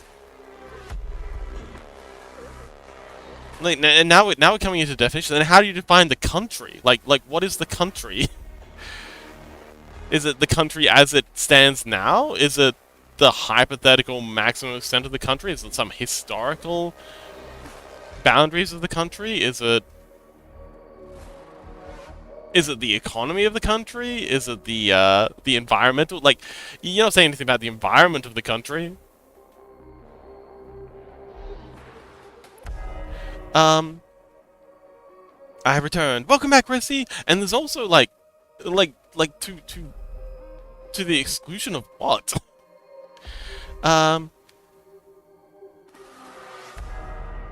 Rubo says, keeping the country physically safe, have a different AI based on improving the country. Yeah, but then those two AIs are gonna wind up in conflict. And there have been cases of AIs actively trying to reprogram each other to align each other with their own goals. But yes, welcome back, Rissy. We are, we are talking about the coming AI apocalypse. Welcome back.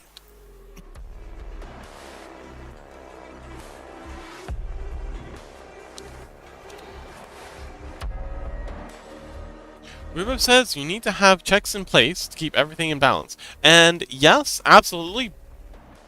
And there are actually, if you're interested in this stuff, check out Robert Miles' series. I wish he would make more content. He's been sleeping on his content lately, but Robert Miles his stuff is old, but it is still absolutely phenomenal. You get Robert Miles AI. If you're interested in this stuff, definitely check out Rob Miles' stuff. He's focused on AI, artificial intelligence, safety, and research. He talks about AI alignment. He talks about switching AIs off. It's talking about all this amazing stuff. Like 100% do recommend. Like if this stuff interests you, you should definitely go back and like check all his back catalog. It is fascinating. And yeah, he talks about getting AIs to watch each other and how that might work and how it also might not work. It's all very it's all endlessly fascinating.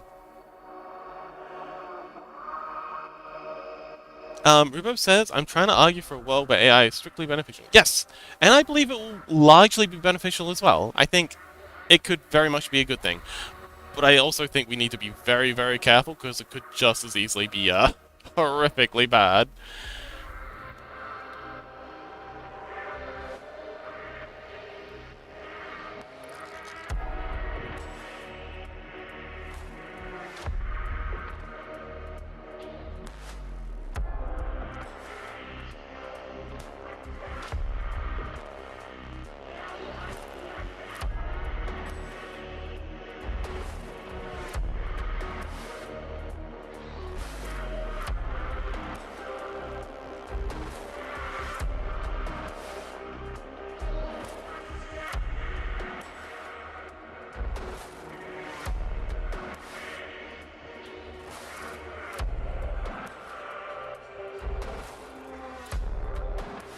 Real sense there will always be evil with the good. Like that one DC hero, the Sentry.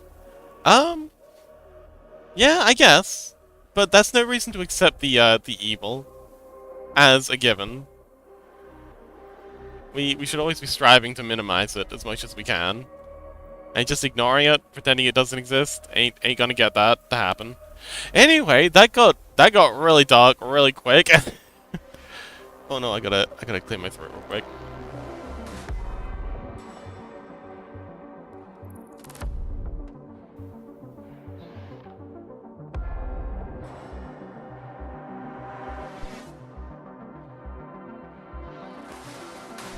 Diagon situation. Oh, like from Doctor Who?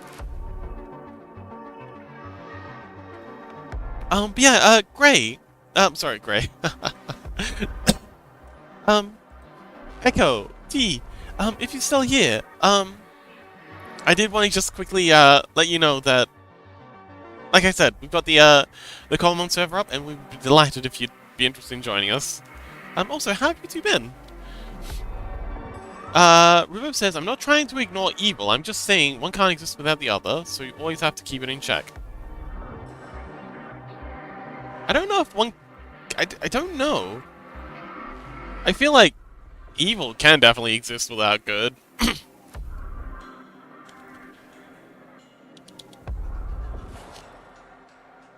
And,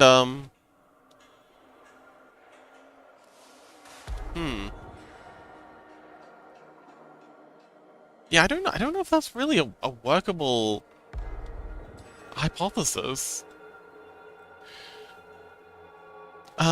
Una says, I forgot I have this wasabi packet on my desk from a sushi place I went 2 months ago. Oh, you think it's still good? Una's taking the wasabi challenge. Let's go!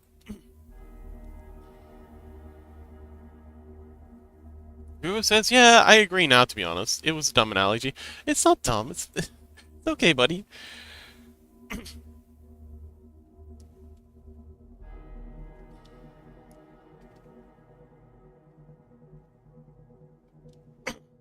I'm just saying it doesn't really feel quite. There's something about it that doesn't feel quite right to me.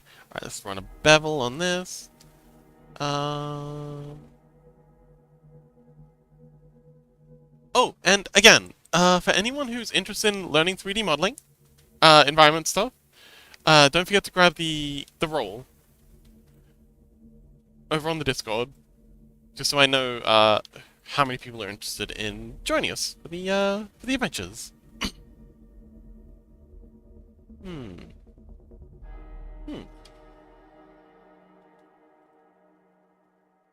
think the best way to do this would be to, because I just want to have like little indents in this kind of like metal grate. I'm thinking like a shutter sort of thing.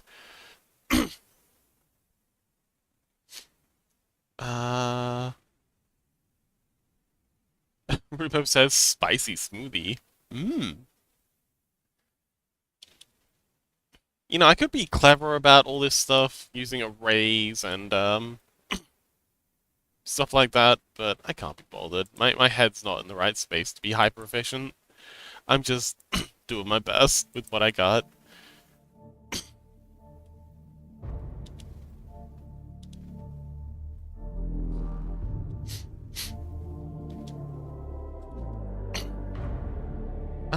But so all this is really reminded me of a game I've been wanting to make for a hot minute. So kind of like a Ozran, are you still here, buddy?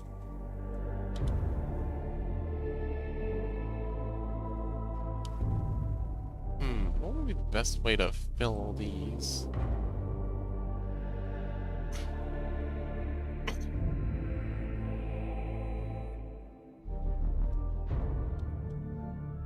Austin says yes, but I will need to go eat. Oh, okay. I'll talk about it when you get back. Enjoy your foods, buddy. Miro says I'm honestly considering just buying more RAM through Amazon. Wait, isn't your RAM arriving soon? What would be the best way to fill all these gaps? Like this? I just fill and then Control T. Oh, I can fill and Control T. Cool.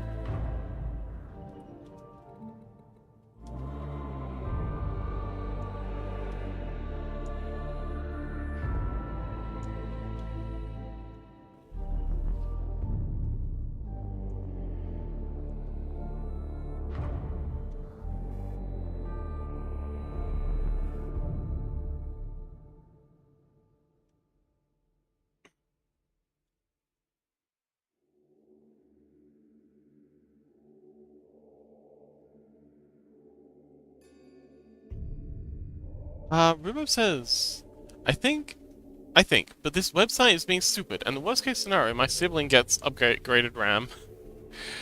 It still sounds like a bit of a waste of money, especially given how poorly these guys have been behaving. My goodness. So, hang on. Rubo, what exactly is going on with the RAM? Like, has it just not arrived? I think I remember you saying something about the tracking being useless. Rhubarb says it's thrown, and if I order it today, it gets delivered by Friday. Okay.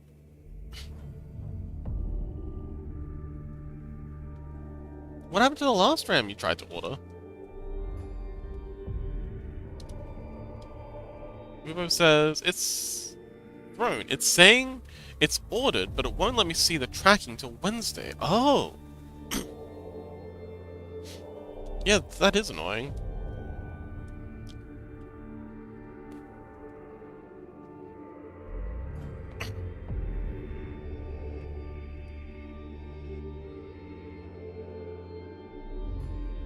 Chili Chomps redeemed fun fact. Haven't you had enough fun facts? Also, Chili, welcome! Just let me, soothe my throat real quick. But yes, Chili, so glad you're here! Oh wait, Chili! Okay, Chili doesn't... okay. I misremembered. We haven't, in fact, finished Chili's Scrungle yet. I got all excited because I thought, oh, we can see Chili's Scrungle in action. But no, we haven't finished it yet. I would quite like to... Oh, nobody says. Hi, how are you, Fox? I hope you're well. I'm doing much better, actually. I'm recovering... I'm on the recovery. I'm feeling better than I did yesterday. Still feeling like absolute ass, but a better ass. Chat party, repo, chat party, assets, chili chomps.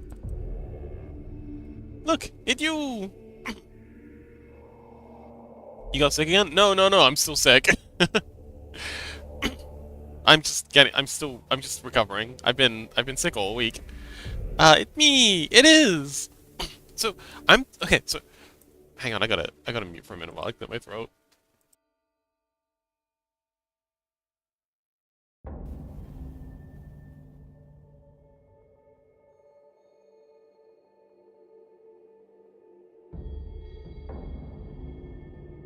Man, being sick sucks. But, so, I've been thinking. So I've got my little chat thing up in the top left-hand corner. That I coded up myself. I've been thinking, and nobody knows that. Nobody says I don't feel well though, so I'm back in luck. Okay, rest well, nobody. Thank you so much for hanging out, and I hope you feel better soon. Chili Chomp says I was going to redeem a foxtail too, but you can't even get it through. Fun fact. Fun fact. I'm actually considering bringing the Scrungles into the text chat up in the top left-hand corner. So when someone types, Rhubarb says, "You've been thinking, uh-oh." You know, I can't even be mad at you for that because you're kind of right. I really gotta stop adding projects to the list. But this is actually pretty cool. If I make a new chat thing, I can integrate the Scrungles into it. So when someone types something in chat, we're gonna have this Scrungle next to it, doing like a little like semi-rotate thing, or maybe bouncing a little. So it'll like a little like text boxes.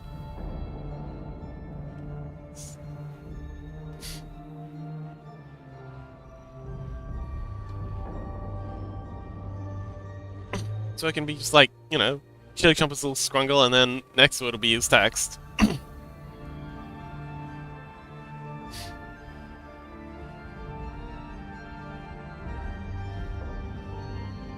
Anyway, I thought it was a pretty cool idea.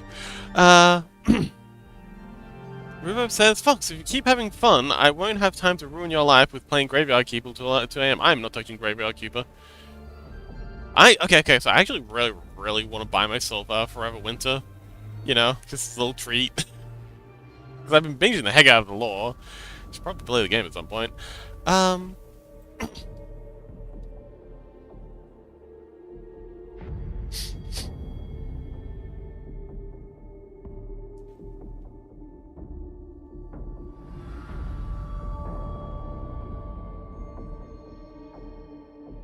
But yeah, I think I'm going to save myself until Neverway comes out, which is something I'm really hyped for. Has very similar... Oh no, I'm out of water. Has very similar vibes to Graveyard Keeper, from what I can tell.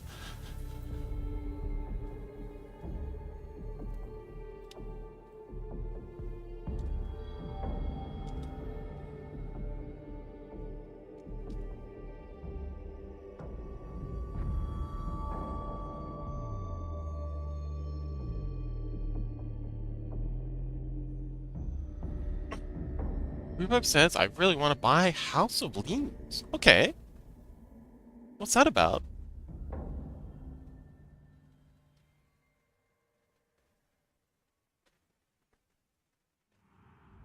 Okay, so what we need now is some pillars in the middle of here. And I also want to make some pillars that are kind of like been smashed, sort of thing. So have some variety. So if we want to have like, yeah, have large areas that people... Rhubarb says, Fox, you ever just get really excited for a project, then crushed when you find out it's discontinued? House of Leaves is a book. Oh, hang on, wait, I've heard people tell me about this. Yes, I've had this mentioned to me before.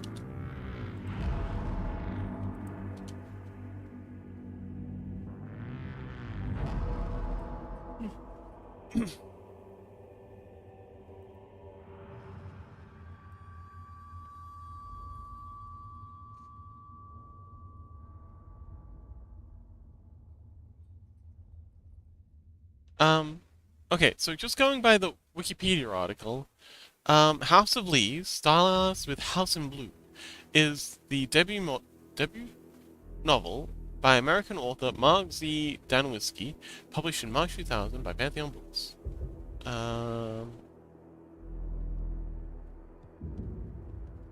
I'm just getting to the actual plot.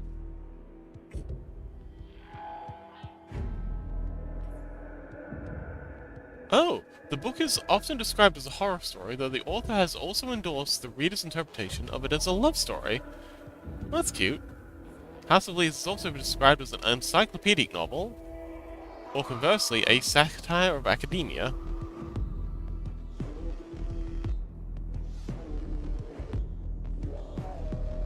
Okay, so I'm gonna read the first little bit of the summary, and hope that it doesn't actually spoil anything.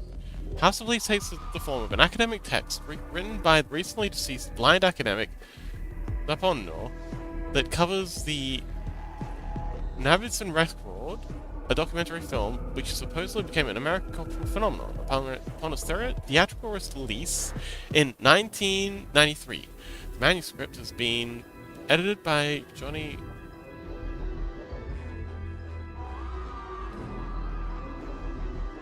Okay. Interesting. Chili Chomp says you couldn't spoil it if you tried. Oh, okay. Oh, Navidson. Huh?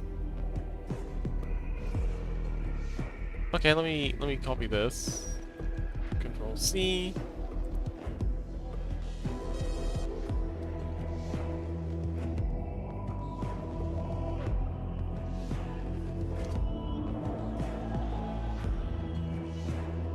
Oh! Okay. Interesting.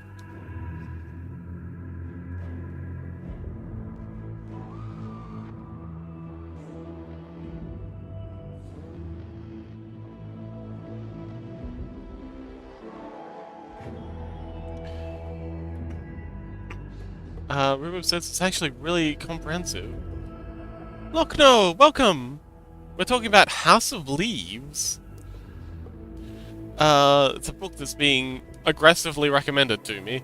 Rubo says the different parts are formatted specifically. Chili Chomp says, oh yeah, did you mark up your copy at all? Rubo says, I don't have a copy yet. It's a digital web thing first. Oh, okay. Alright.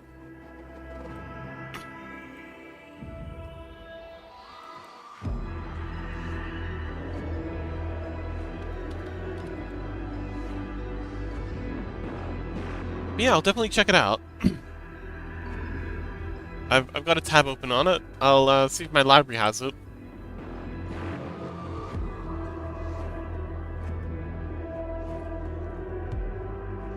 Yeah, Lochno, welcome. How you doing? We've had a rather intense night, not gonna lie. We've been talking about the coming AI apocalypse. We've been yapping about I don't know what. Now we're yapping about House of Leaves. The nature of evil. Orsian says House of Leaves. I heard about it from Creepcast because Wendigoon is obsessed with it. Oh, well, I do like Wendigoon. You know, I'm just gonna grab one of these pillars, Shift D, and bring it over here. Do A, P, selection.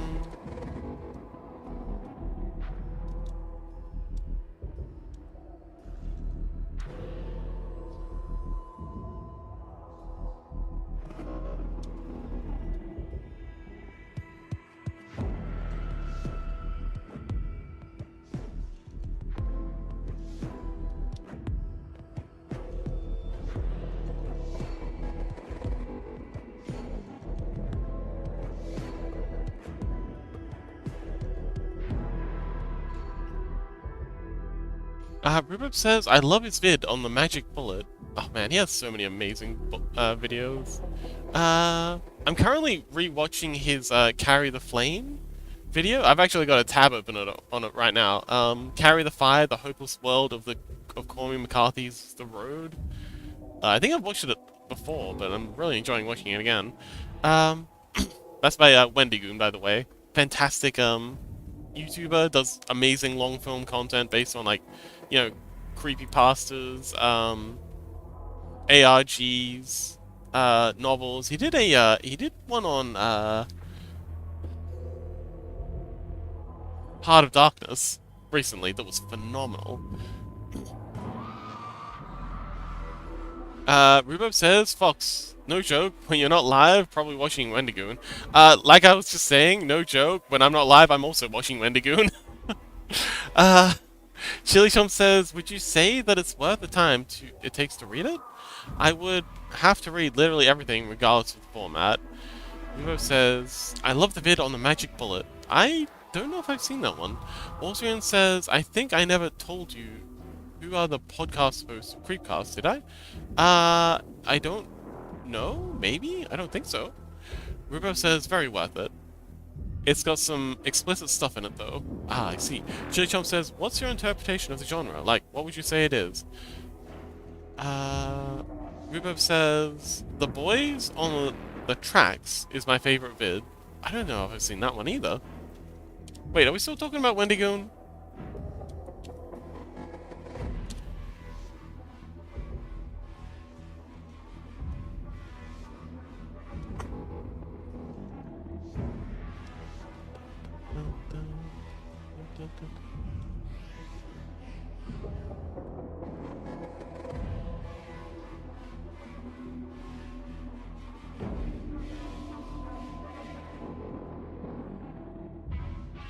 Rubab says, horror romance. I am, yeah. Yay!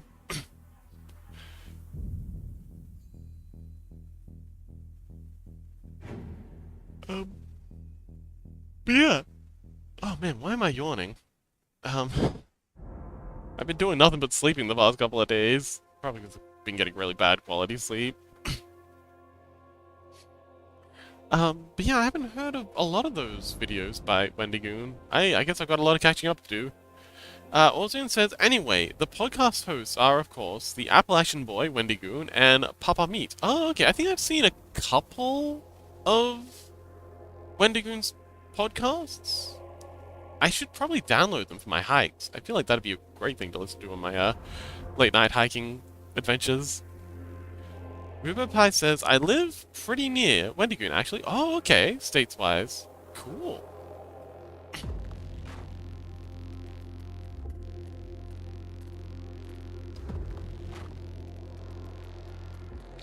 Oh, also, Osrian, buddy, are you interested in getting a scrungle?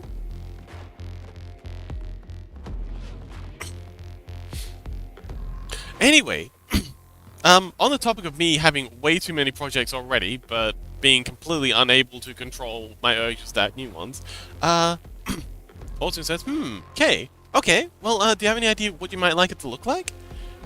Yeah, like I said earlier, we've got 3 that we're currently doing, and we've got MC who really wants one, so they're probably gonna have to be next. But, it would be good to get cooking on what you might want for yours now. So that, yeah, when the space opens up, we can get right into it.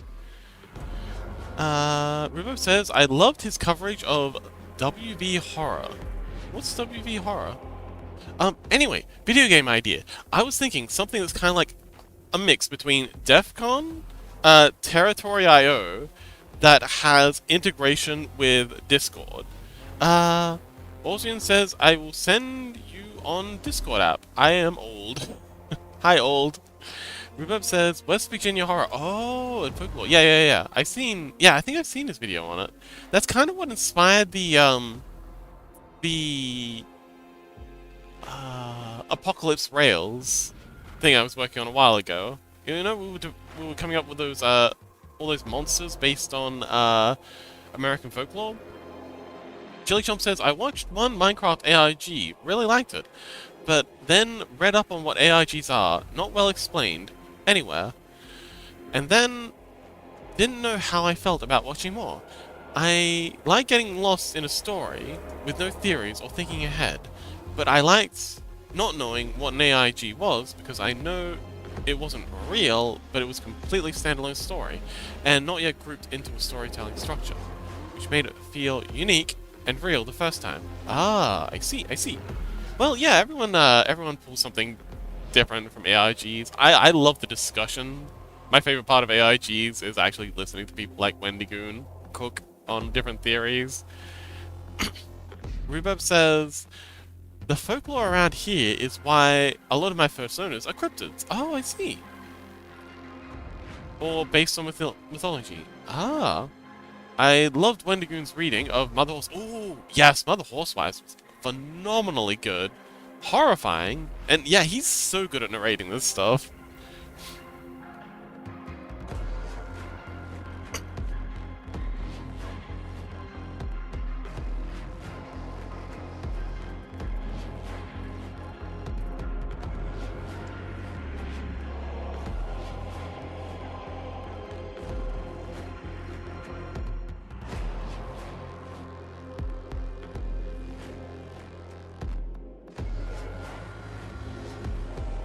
Uh, 16, that'll do. So, let's make sure it's the same on either end. Now we're gonna go like this. I'm just gonna randomize these. Just kind of making a, broken off. Actually, hang on. Chili Chomp says cryptids mentioned. Gonna start by using a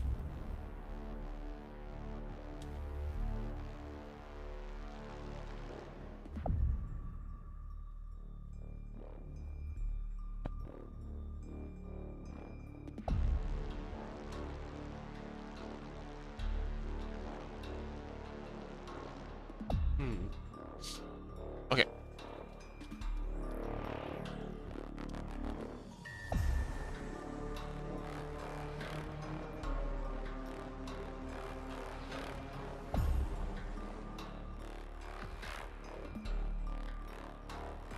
Just make it look like this has been kind of sheared off randomly.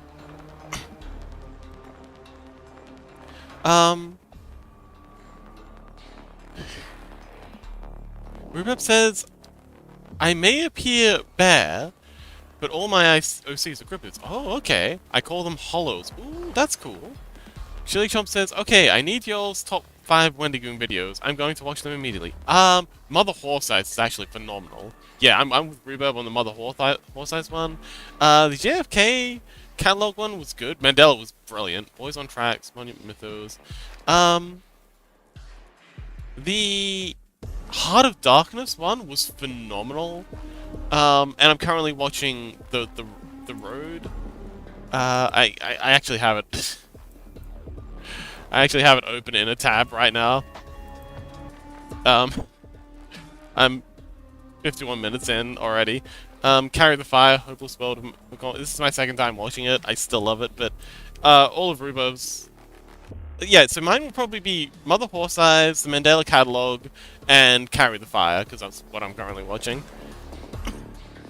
But yeah, all of his content's phenomenal. You can't really go wrong with Wendigoon. I can't believe someone actually tried to cancel him.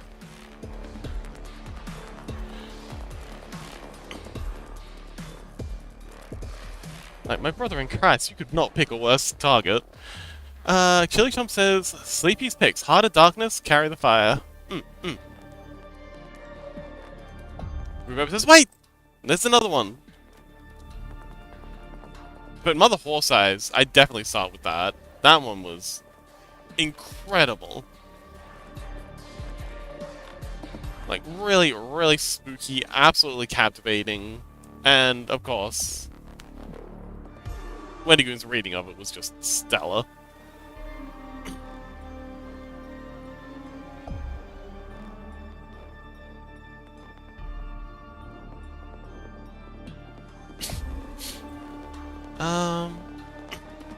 Chili Chomp says additional picks. Oh, I see. Rhubarb says Oakburn Opus 2nd. Ah, okay. Ozian says I've sent you the. Oh no, hang on.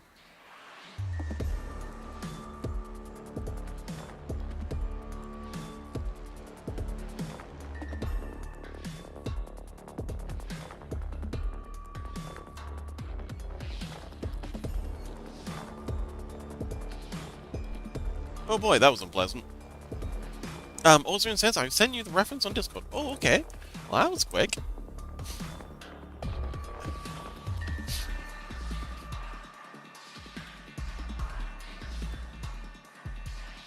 That is very unhelpful. Oh wait, you mean this little guy? This would make a pretty cool struggle. Yeah, I can do that.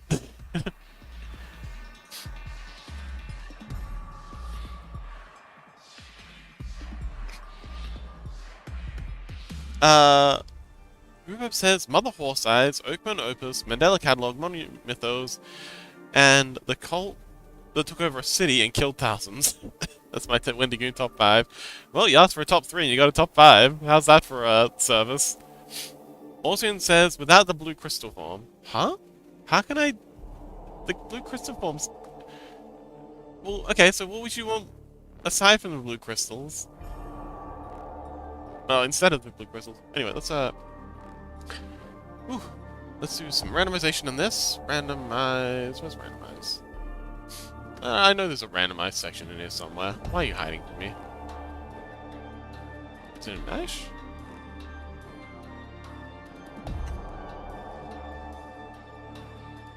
Transform. Ah, here we go. Transform, randomize.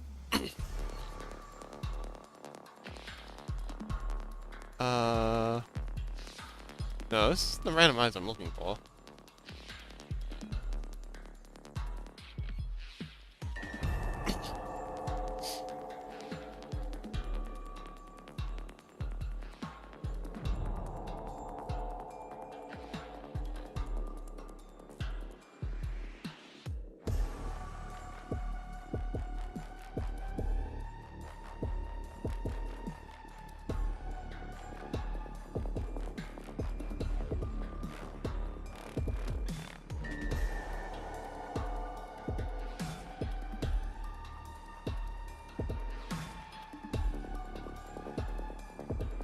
0.1 millimeter? No, we're gonna need more randomization than that. I think maybe 0.5 is what we're looking for. Yeah, that'll do.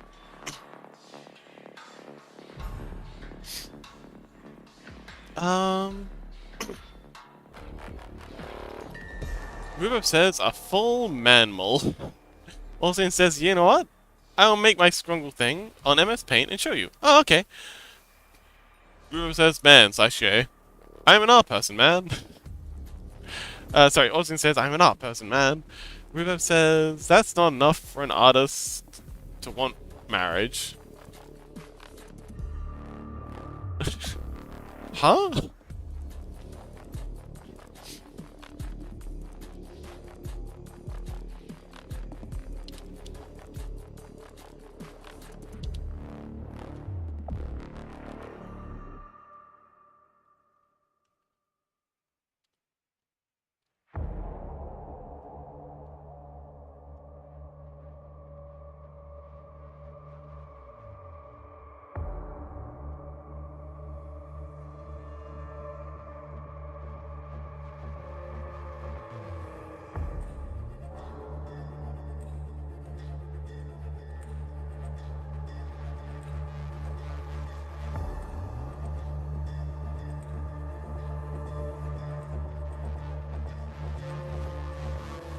And then we'll add a subdiv to this.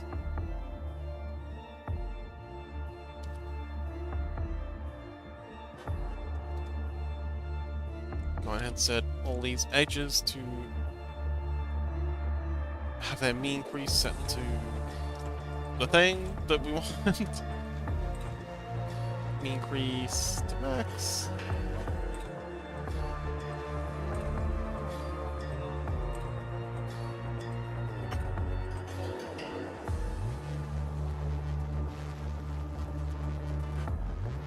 That looks pretty cool. Now we're just gonna add some chunks to it. Let's go ahead and do a little bit of fixing here. Let's grab a lot, like so. Up.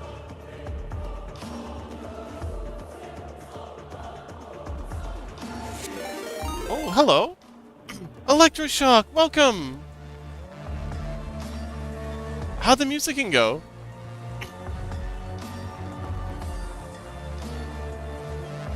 I like that better smooth. Electroshock says it went okay. Oh, Electroshock, would you like me to I went back to art. Oh, wonderful. Run you through how I do UV unwrapping? I remember you saying earlier that you were struggling a bit with your UV unwrapping. If you had the headspace for it, would you be interested in some Chili Chump says, what was the crease thing you did to the outside edges? Oh. No, actually. So if I add... So I just, add a cheeky little cube here. And say I will add a subsurf to this. But, say I just want this... And we'll give it a couple of subdivides. Say I want this top part to remain square. That's going to be kind of awkward. What I can do is, I can select these edges, press N to bring up the specials transform, and then down here where it says mean crease, I can set this up and down, and depending on how high it is, it'll more or less ignore the subdivision surface. And now when I hit apply, you can see here the subsurface has been ignored. Super simple, really handy. Just an amazing trick. I actually learned this recently. I wish I'd known this when I was doing these. I didn't know this when I was doing these pipes. So in these pipes, I've got all these insane like extra loops up in here. So I've got like all of these, yeah, extra subdivs here to keep the subsurf from freaking out. But I really could have used the mean crease for these pipes, and it would have made my life so much easier. So yeah, it's just N. You select the thing, go into edit mode, press N to make sure you got the side window open, and then you select the edge that you want to be hard, and you set the mean crease up to maximum, and that'll do it. Electroshock says, sure! Oh, wonderful! Corona Wolf says, oh, 3D printable terrain. I'm here for that. I have 2 resin printers. Oh, wow, 2! Man, I got up my game. I've only got the 1. Yeah, so this is supposed to be... It originally started as, like, wargaming terrain, something like 40k, or specifically Trench Crusade. But it's turning out to be a lot more better for, like, a TTRPG. This is what we got so far. We started with these sort of pipes, vents, sewers sort of thing, and then we moved on to the maintenance tunnels, and this T-junction was an absolute nightmare. And then we started working on some connections between the vents and the maintenance tunnels, and now I'm working on some subway tiles that'll also plug into all the other stuff.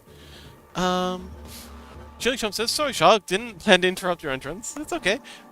Oh, actually, yeah, we should probably give Electroshock a quick shout out. So, if you like my stuff, you'll probably love Electroshock stuff. They do some incredible music. Like, my favorite part of their streams is definitely the music. I'm 100% here for the music stuff. Mostly because, I wish I knew... Whoa, hang on, wait, not Raid. Oh my god, I'm so cooked. Wait, are you still streaming? Slash... Shout out. Electroshock. Apparently I can raid back into you, Electroshock. Yeah, I'm still very cooked. My I've got a lot of head fog. But yeah, they do amazing music stuff that I am absolutely in love with. They have a delightfully soothing voice, very different to what I've got going right now. So if I make a little guy, and I'm sorry to chat, I'm gonna sleep on you for a minute while we do a little bit of modeling. So let's make a cut here, scale and Y. So yeah, I'm just gonna make a cheeky little guy. Delete faces, give it the old mirror treatment.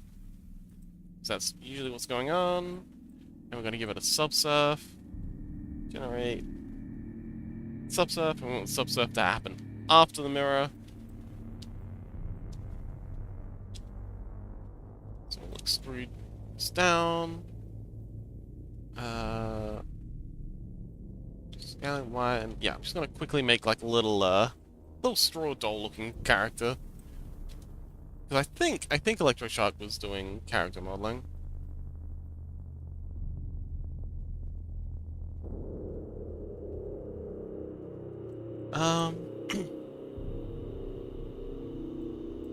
Chrono Wolf says, Anycubic Photon Mono is a fantastic interlever. Oh, okay. I think I have an Anycubic, actually. And yes, I've been exceedingly happy with it. Wish I had more time to use it. The only thing I hate about it is I don't have enough time to use it. Extrude you. And then you know what? We'll just make it the upper torso. So extrude.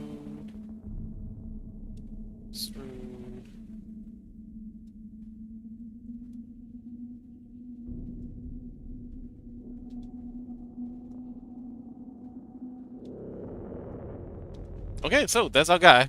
Isn't he cool? Actually, let's give him a little bit more.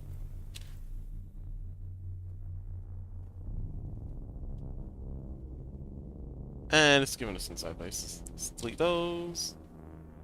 So we'll go ahead and apply this, and now UV unwrapping. So with characters, hang on, I'm just gonna quickly see if I can speedrun chat. Chili Chump says, I heard something about creases over loops. Does it take more rendering power? Nope. Oh, actually, hang on. I don't think so. I think it actually takes less rendering power. Because it does actually merge. If you set it to 1, it'll actually merge all the vertices in together. Rubo says, I already have a 3D printer, lol, but I don't remember what brand it is. It's not with me. Oh. Chili Chomp says, I remember when I looked into early pipes, I had no idea what you were doing or making. early pipes? Oh, yeah, yeah, this is kind of like an underground bunker system. Bunker slash subway slash... just like an underground general system. Inspired by the video I watched about the Beijing subway that was built as a uh, nuclear fallout shelter first and as a subway second. As opposed to the Russian subway, which was built as a subway first and a fallout shelter second. And, you know, as opposed to something like, you know, the Japanese or Hong Kong subway that's built as a subway only. Chili Chomp says, wow, that was so long ago. River says, Fox, when we going to... What? Oh, wrong command. Yes, thank you. Electric Shark says, whoops, you can raid channel... You can raid channels that aren't live. Oh, you can? Oh, you can? No, you can't. No, you can't. I've tried raiding channels that aren't live, and it said, oh, no, you can only raid channels that are live. Huh, interesting. Brendan Wolf says, fair, but if you decide you want to go into Present, I highly recommend Anycubics Photon Mono. Does Anycubics Phosphorus... Oh, okay. Turtle says, hello! Hello, Turtle! Okay, so, the first thing I like to do is select where the edge loops are going to be. So I'm actually going to delete these bottom faces, because this would be part of the legs anyway. So, obviously, we're just going to make our little cuts here. I like to cut around the wrist, and then up under the thumb. This part isn't really important. I'm just kind of like speed running this a little bit while we get everything figured out. So, Control E, mark seam. Easy peasy. Do the same on the other side.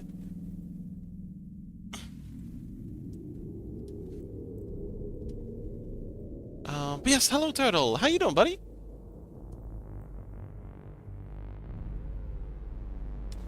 Control edge, mark seam, and I'm gonna need to cut along here as well.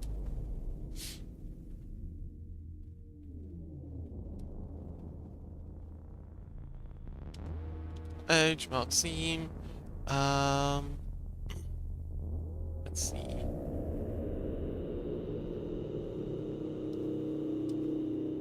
Cut around here. So there's two ways we can do it. Either you can splay it down the back and pelt it that way, which most people do. Actually, hang on. Let's actually do it that way. This is the default way.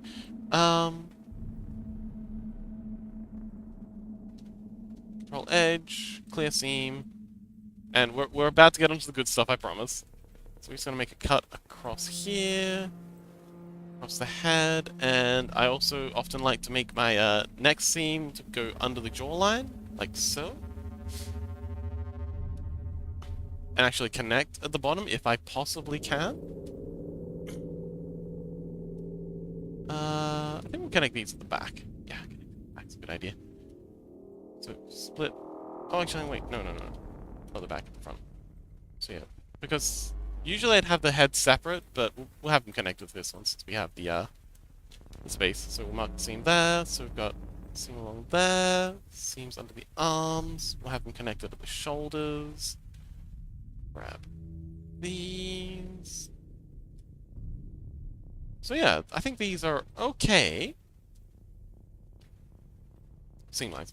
Okay, so here's where it gets interesting. We'll, man, that sounded like something ChatGPT would say. Now here's the revolutionary part. Wait, I want to go to UV editor. So, UVs. The way I like to do this is, Total says, I'm good, thank you. Hope the cold is on the mend. It is. I'm still feeling awful, but getting better. So, what I like to do is, I like to select the faces that I absolutely 100% need to be as accurate as possible. So that is usually the face. The face is number one. So, at least in this case. So I'm actually just gonna give him some eyes real quick. Extrude. Scale. Scale. And extrude these in. Scale. Like that. Chili Chomp says, hello, Toto. So, what I'll do is I'll take the faces that I absolutely positively 100% need to be on point. We'll go unwrap, and unwrap with minimum stretch. So this is our face. It's actually rendered upside down, so I'm just going to flip it. This is our face. And then I'll work out from there. I'll go ahead and go 1 to go to vertex mode in the UV space, and hit P to pin them. So you see now they're all highlighted in red. This means that any unwraps I do to the model will not apply to these vertices. These are stuck, these are solid, unless I use the move tool, like so, they're gonna stay in place.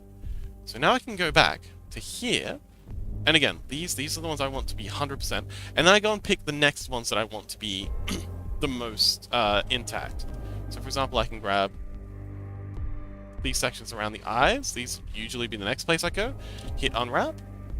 Unwrap with minimum stretch. Ah, okay, you're connected. What? Why are you? Oh, hang on. Okay, so if you're having this problem, I've got this little button up here selected. These two little arrows going the opposite directions. This is just allowing you to select things that are Oh no, I got a cough. Give me a second.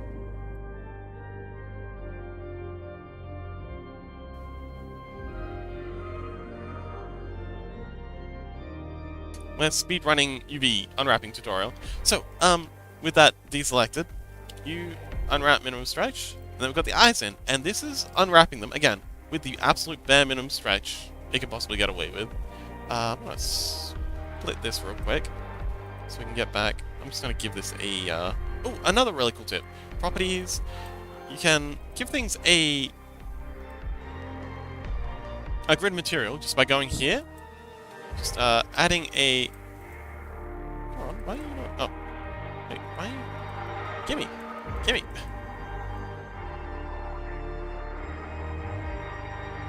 Oh, there we go. I don't know why that wasn't working. And then go image texture here, and then new, and then we can set this to UV grid. New image.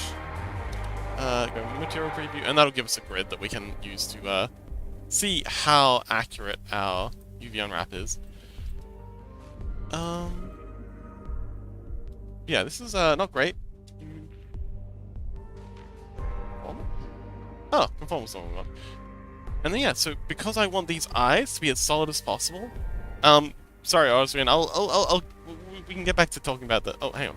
Should I write another chapter on the book about a dude and femboy hunting cryptids? Available in the link below on Facebook. Sure, if you want. But yeah, because, again, I want the eye loops to be absolutely solid. I'm going to go ahead and pin these. And then I just kind of, like, work my way out. I just go grab these fellas, grab these fellas, unwrap, non-conformal. And the next thing I want to be absolutely solid is this section down here. So I want the chest to be as flat as possible, again. So I'm going to grab this whole part in here. I don't really care about these sides of the neck. I'm going to go unwrap. I'm going to go again, all, and pin. And yeah, oh, pinning. Okay. So when I hit U and go unwrap conformal, it unwraps everything I've got selected the best it knows how. But if I have something pin, so just selecting something pin here and it's highlighted red, it won't do anything to that. So if I so I'll unpin the left-hand side.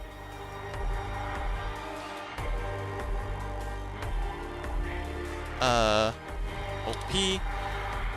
Now if I do that thing where I was, just expanding things out again, so I've got this section here. Actually, if I just select the whole thing and now I go unwrap, you see it's deformed. It's kind of hard to see in this, but it's deformed. It blows up. Yeah, so hang on, if I go here, it's kept the chest part here all perfectly flat. It's a bit hard to see, but yeah. Oh, actually, here it is very easy to see. So these faces here, these are all perfectly square, which means they're all perfectly proportional. But these faces over here, the ones that weren't pinned, have been nuts.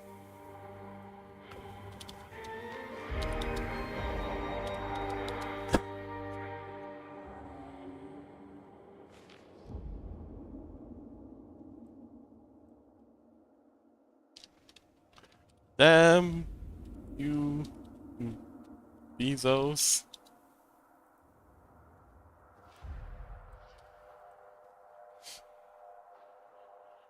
Oh well. Oh, okay. So Austrian. Oh, Austrian sent me a little guy. Okay, this is actually kind of cute. I like this. Oh, this is great. This is really cool. Sleep thing. Hat down so I can Z. Cowboy hat. Darcy and Draco on it. Gun holster. It's a cowboy. Red and blue flowers. Moonite medal. Medal with the moon. Oh, this is very cute. Can't show my friggin' negotiated pieces. Huh?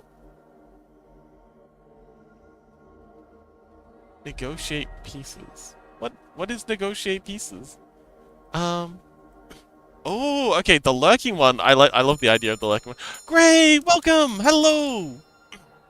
We're kind of splicing between showing electroshock, how I do my my UV unwraps, and having a look at Orzarin's really cool idea for their scrungle. And also the bunker. But yeah, great, hello, welcome, how you doing? I'm still a little bit sick, so if I go mute occasionally, it's probably because I'm having a coughing fit.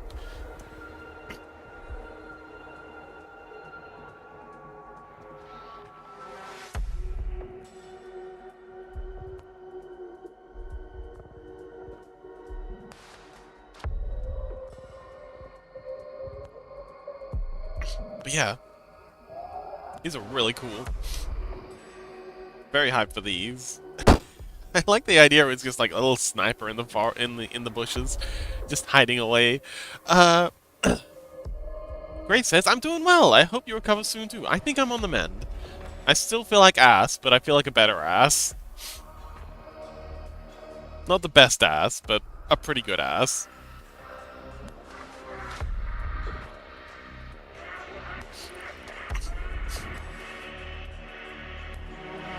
I love how much detail they put in this too. I can definitely do the bird thing. Give him a little bird on his head. That'll be fun.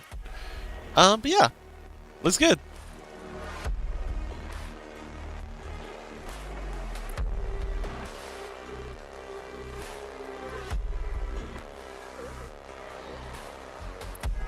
Oh, okay, it seems like the ads are done. Let me ping Electroshock. Oh, yes! Electroshock, welcome back! Anyway, as I was saying, so these sections here, the ones that are pinned, and you can see they've still got the, hang on, if I go deselect them, they've still got the red around them, they're pinned, so they stayed in place when I selected it. To recap, I selected everything, did an unwrap. The half that wasn't pinned, so that's these sections, and you can see that they're not pinned because they're just the regular black. They got a little bit warped, more than a little bit. They got quite a bit warped, and that's because it's trying to average out the stretch between these fellas and the parts on the outside. So for when I'm doing things like the face, I want the middle of the face to be 100% on point. I couldn't care less about what's going on back here because A, no one's really going to be looking at them. B, the text is going to be flat skin color, and C, it's going to be covered up by hair or a hat or something. So it makes the most sense for when doing faces. Just selecting the parts that you absolutely want to be the most on point, unwrapping them and then pinning them, and then just kind of like working your way back.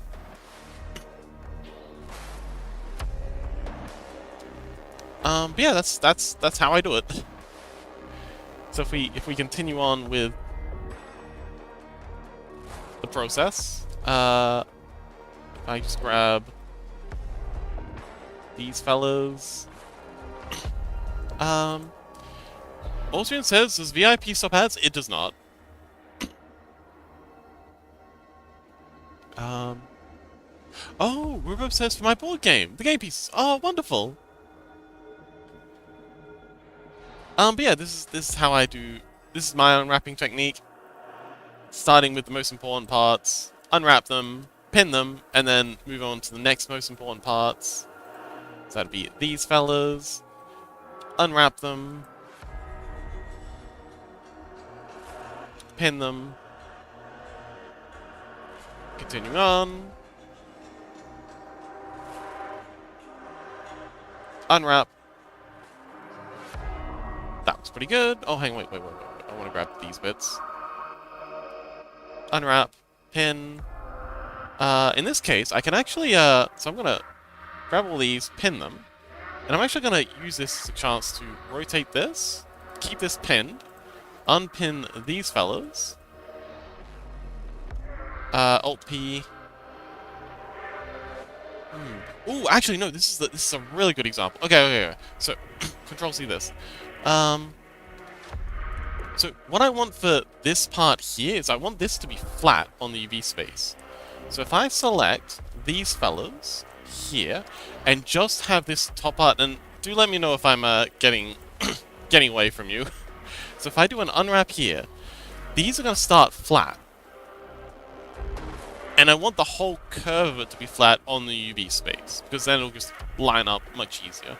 So if I get these fellas, and put these in place, put them where I want them, so about here, we'll do a scale in X0 to flatten them out, and pin them, because again, that's what we're doing.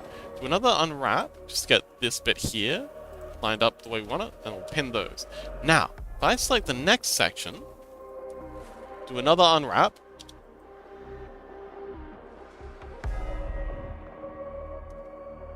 snap you lot to here, and then pin you too. I don't care about this one here, and I actually don't really care much about this one here. You can get moved around. Rubo says, hear ye, my ramp shall arrive on Friday. Oh, congratulations! That's actually an ideal use for the jingle too. Awesome. Oh, that means you'll be able to join us for Cobblemon. Wonderful. And you'll be able to join us for Blockbench. Even better. Unwrap conformal, and then yeah. Probably put that there, pin that, snap you to there, snap you to there, maybe bring you up a little, and then pin you, do another unwrap, just get these bits all moved around, and then yeah, that's how I do my unwrapping. Unwrap, there's a little bit of cutting over here, but I don't really care about that. Pin that, and now, with this flat and pinned, as I make my way down, unwrap these ones will, why? Is there a cut there or something? Oh, I don't care. As I make my way down, these will be flat too. And I can just kind of like do the same pinning thing just on the way down. And you can see, so if I do that as opposed to just doing a auto unwrap on this. So again, the left-hand side has the pinning, the right-hand side does not. I got that around the wrong way. The right-hand side has the pinning, the left-hand side does not. And I just do an unwrap. You can see. Why are you being weird?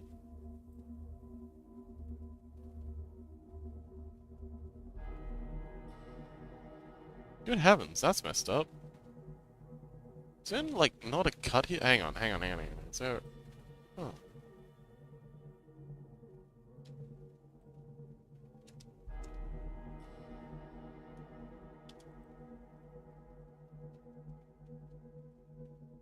Oh, it's because some of these are pinned. Wait, no. You're fine.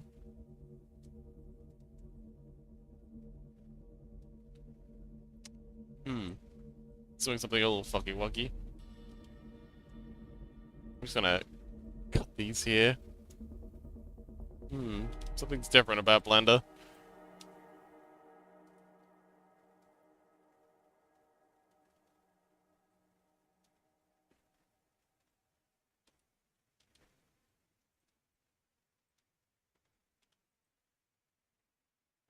Huh. Why are you doing that?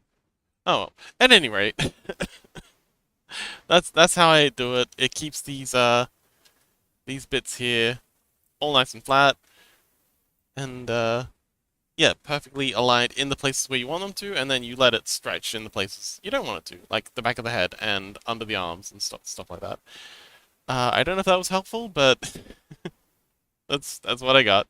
Rubib says, come on with shaders. Yes! Rubib says, I don't have to use potato settings anymore. Congratulations! Unit says, oh boy, I've been drawing my OC for a total of 23 hours. Oh, how'd it go? Caddyshack? Total says, heck yeah! Rubib says, literally, I shall have no money this weekend. Oh no. I mean, it'll be worth it for the shaders, right? Una says, it's about 85% finished now. Death will not be finished when the R5 starts. Oh. Well, at least you'll have it done, though.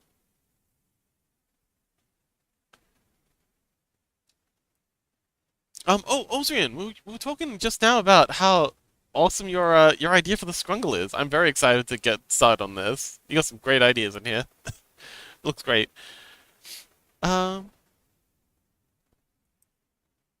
Una says, Ruvo says, I'm getting my dad a very late birthday present of a Nintendo 64 with Mario 64 and Donkey Kong. Oh, awesome! I'm sure I'll love that. Electric Shark says it was interesting. I'll have to experiment with it. Okay, good luck. Send me a DM if you're interested in more stuff. Also says, I'm a person with a big mind. Art. There's some good ideas. That weren't base art. Huh? River says, hey look, I didn't even have enough main characters for my art fight, Lamau. Aww. Unit says, look, my lungs are heavy. Mum's spaghetti. Bed's looking delectable. Rest well, Unit. I look forward to seeing your amazing new OC. Sounds like it's a good time. Anywho. With that nonsense done. We're at 2 hours and 45 minutes, so we're gonna be thinking about rating out soon. Has been fun though. That's been really good fun.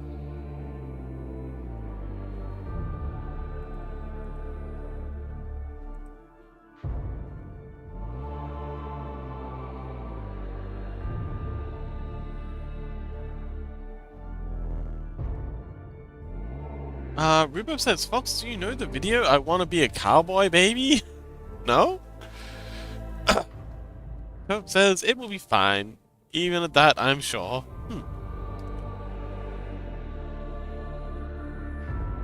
Total says, last year I only had one character for our fight, and it was fine. I still don't really have any polished ref sheets. Oh, I should probably get one of those sorted out too. If I want to participate in art fights in the future. Which I really do. You guys have really sold me on this whole art fight idea. Rubo says, that's what I was going through my head while making my OC. Ah! I llama be a cowboy, baby. Yes, the llama cowboy. Total says, it's fun! Hopefully I won't have so much on my plate then, too. I've got a lot going on right now.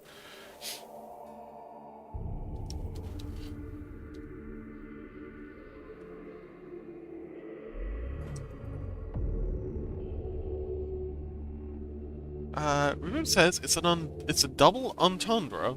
I don't even know what that is.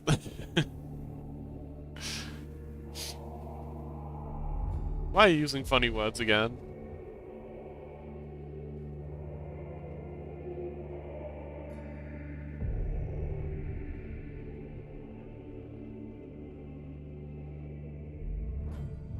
Llama cowboy. Oh, llama cowboy. Cowboy. Wait. Are these llamas rustling human cow hybrid creatures? He has little horns under his hat. Cute.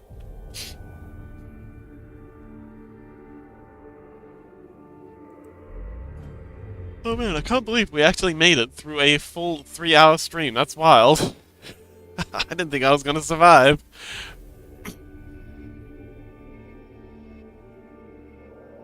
No, it's just mixed llama mixed with the cow. Yeah, but what's he rustling? Are the cows? Una says, didn't we do the llama cow conversation at the start of the stream? We can have more than one llama cow conversation in a stream. What, are you gonna call the cow llama police? That's what I thought. Rubo says, nah, he's just a cowboy. Oh, okay, so it's just wait, he rides a horse. But don't you need to be like rustling cattle to be a cowboy? Like, isn't that the whole point? Like, he's not a horse boy.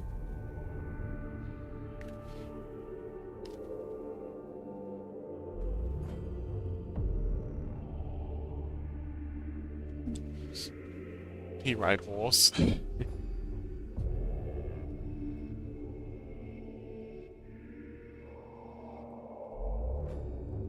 He's an outlaw cowboy. Yeehaw! Man, the dream of someday finishing the Apocalypse Rails stuff. Couldn't be me. Never gonna happen. Oh! Yes! Team Mystery! Yeah, wasn't there a team... I think, Starby was saying that they were on Team Tragedy? Which, sounds, fun? Mystery and tragedy. They sound kind of like Harry Potter, like Hogwarts houses.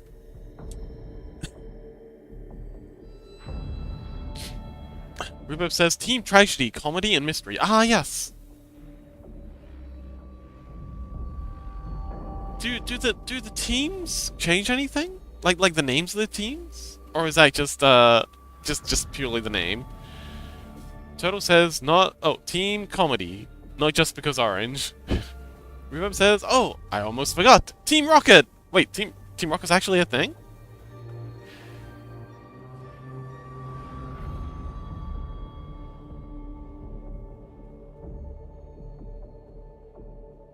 To save the world from devastation. To unite all peoples within our nation. Something something truth and love? Something something stars above? Jesse, James. Team Rocket. Blasting off again. I don't remember how it goes. This is like decades ago. Turtle says it's just fluff and fun. Ah, I see. Some people use it to theme their attacks. Many don't. Turtle says last year it was Fossil versus Crystal. Ooh. Rubo says it's kind of like Harry Potter houses. To show the world truth and love. Off we blast to the stars above. That's who says Meowth. That's right. Oh yeah, how could I forget? That's the most important part.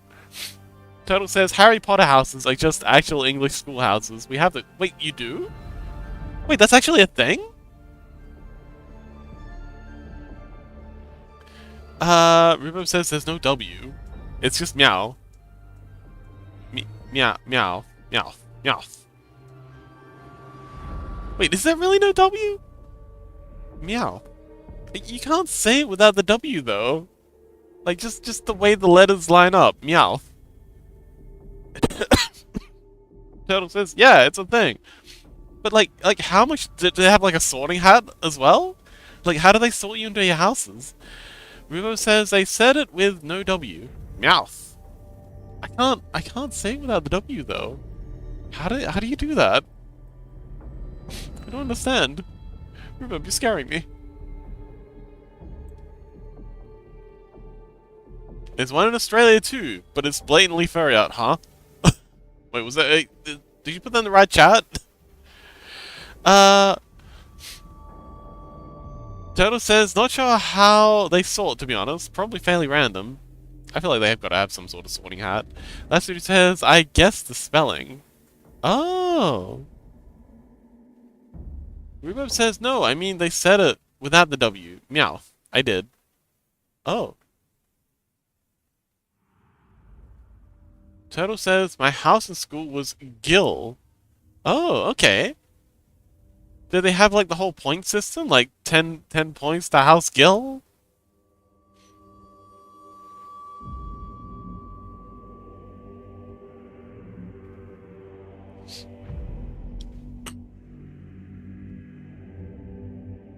Rhubarb! Oh no, Rubub's sending me links again. Is this gonna be another crypto miner?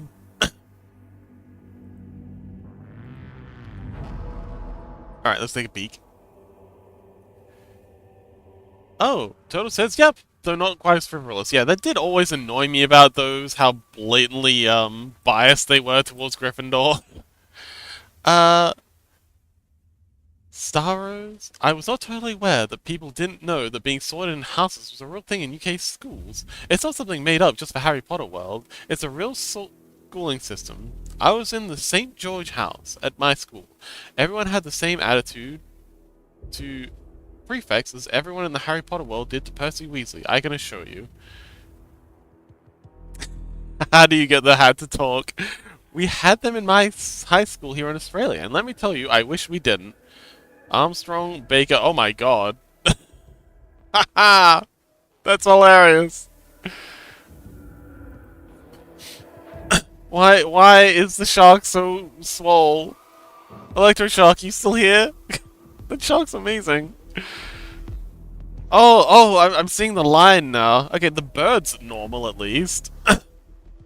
It is blatantly very odd. Damn it, Australia. Why you like this? I mean, the art's pretty on point though. Like this phoenix looks incredible. Like they're all actually really well drawn. This one's a dragon. I'm torn between my feelings about OP statements and my feeling about your school's officially sponsored raunchy furry artwork. It is kind of raunchy. Jesus Christ, look at the pecs on that shark. Wait, why does the shark have two sets of pecs? I mean, I guess it is a shark-human hybrid, so it shouldn't be the... Anyway, Turtle says Bacon needs to chill. I don't know, man. Baker's living their best life. I don't know what you're talking about. Gray says I have to send the shark to Rissy. Oh yeah, for sure. Hang on. I'll link it to you so you can Gray, where's Gray? So, yeah, I'll link it to you so you don't need to type it in.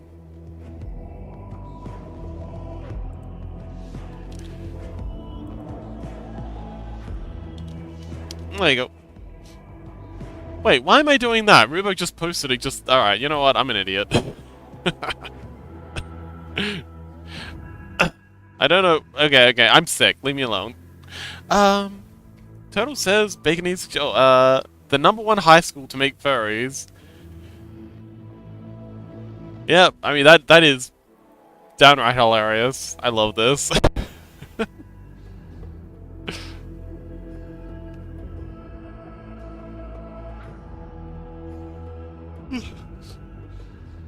Rissy says, what are you sending me, Gray? You'll see. Winks. Wonks. Rubo says, Fox, did you go to that school? No, my school didn't have houses.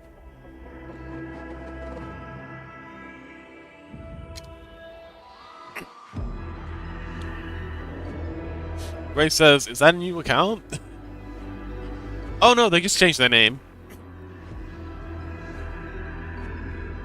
Rubo says, so we just had the 4 furries? Yeah, we had no houses, just wild furries. Oh! I just realized, this can need some... Hey, Rhubarb! Rhubarb, you know what this pillar needs? Rhubarb! Anywho,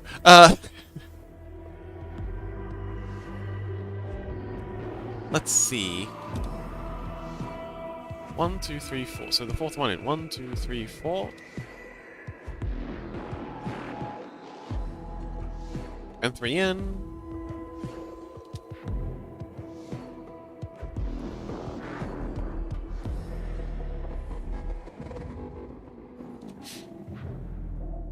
And then extrude all of these up.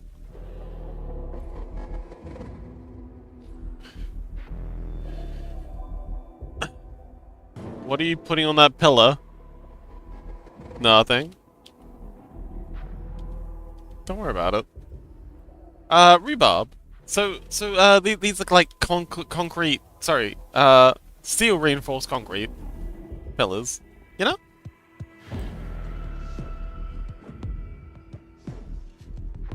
And then for this one, we're gonna extrude this out. make a little thing, and we're gonna do our, Rhubarb says, Fox, I swear to God. What? What did I do? You're putting in rebarb. Yeah. Rhubarb? Rebarb? What's the difference?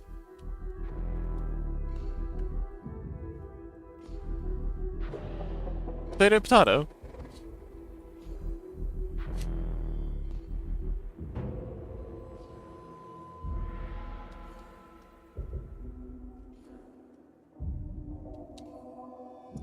Potato, tomato. What's the difference?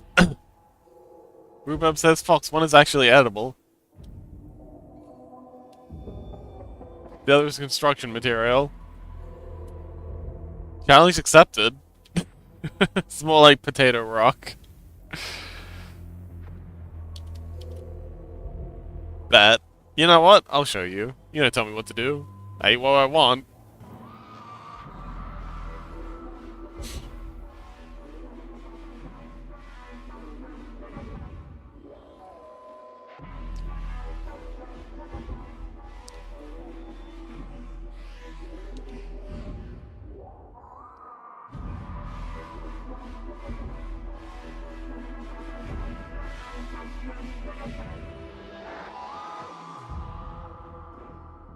No idea how this is gonna print. Oh, it looks like a little guy. Looks like a little guy doing a little dance.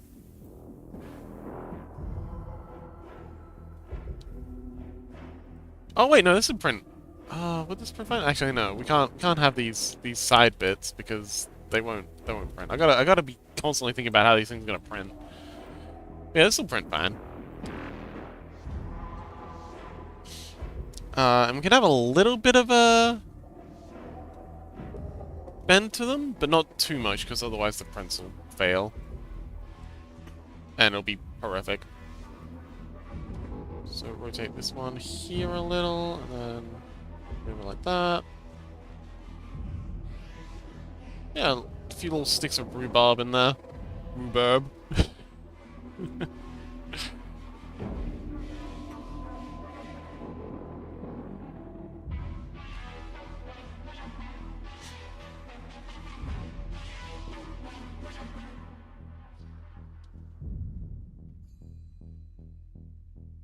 Okay, so now we need some little chunks to scatter about.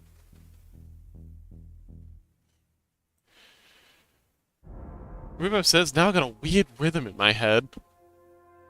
Oh, actually, hang on, Rissy, since you're still here, we're coming up on 3 hours, and I feel like it would be a very bad idea for me to push myself, now that I'm finally recovering. So, if you want to guide us a raid, otherwise, I've got plenty of folks that we can raid into. Mizuki's currently streaming, Shy Siren's streaming, Rhubarb says, slam, cap, slam, wait, slam? Clap, clap, slam, slam, clap, clap. I said rock, potato, what? Some interesting little thing you got going there. Twiggy Tree's currently streaming? Ooh, our collab.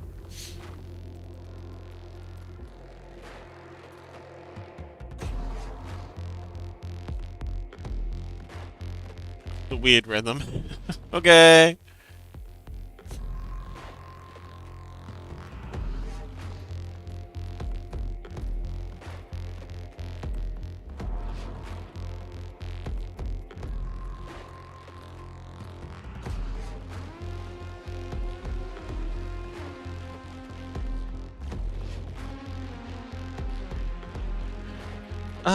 Let's see. Koke streaming, Mizuki streaming, Momo, Polygon streaming? Oh, they're streaming Overwatch. Temptic streaming. Starlo Vance. Okay! Starlo Vance. That'll do.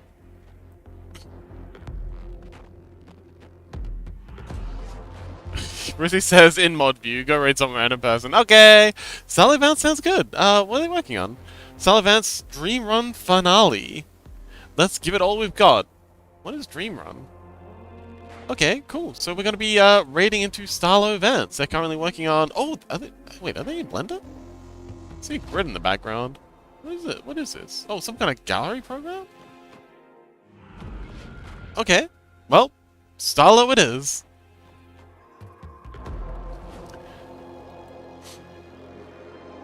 Oh, Toto says Starlo's a wonderful being. Okay, awesome. I'll give him a heads up, because I like to give people a heads up.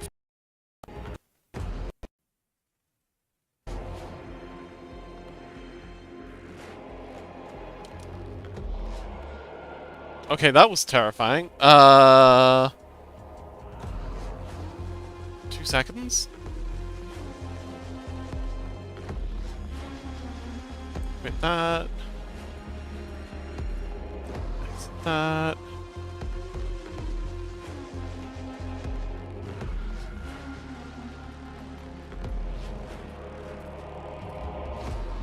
Okay, for some reason I just capped out my RAM. I think it's because I pulled a Google Chrome tab out, and it did not appreciate that at all. Man, Chrome is so inefficient. Okay, so what now? Okay, putting the Chrome tab back in the other windows brought me down to 88%. That was terrifying. But yeah, so, Starlo 3 will brick at me politely. Fair enough. Fox, raid, incoming.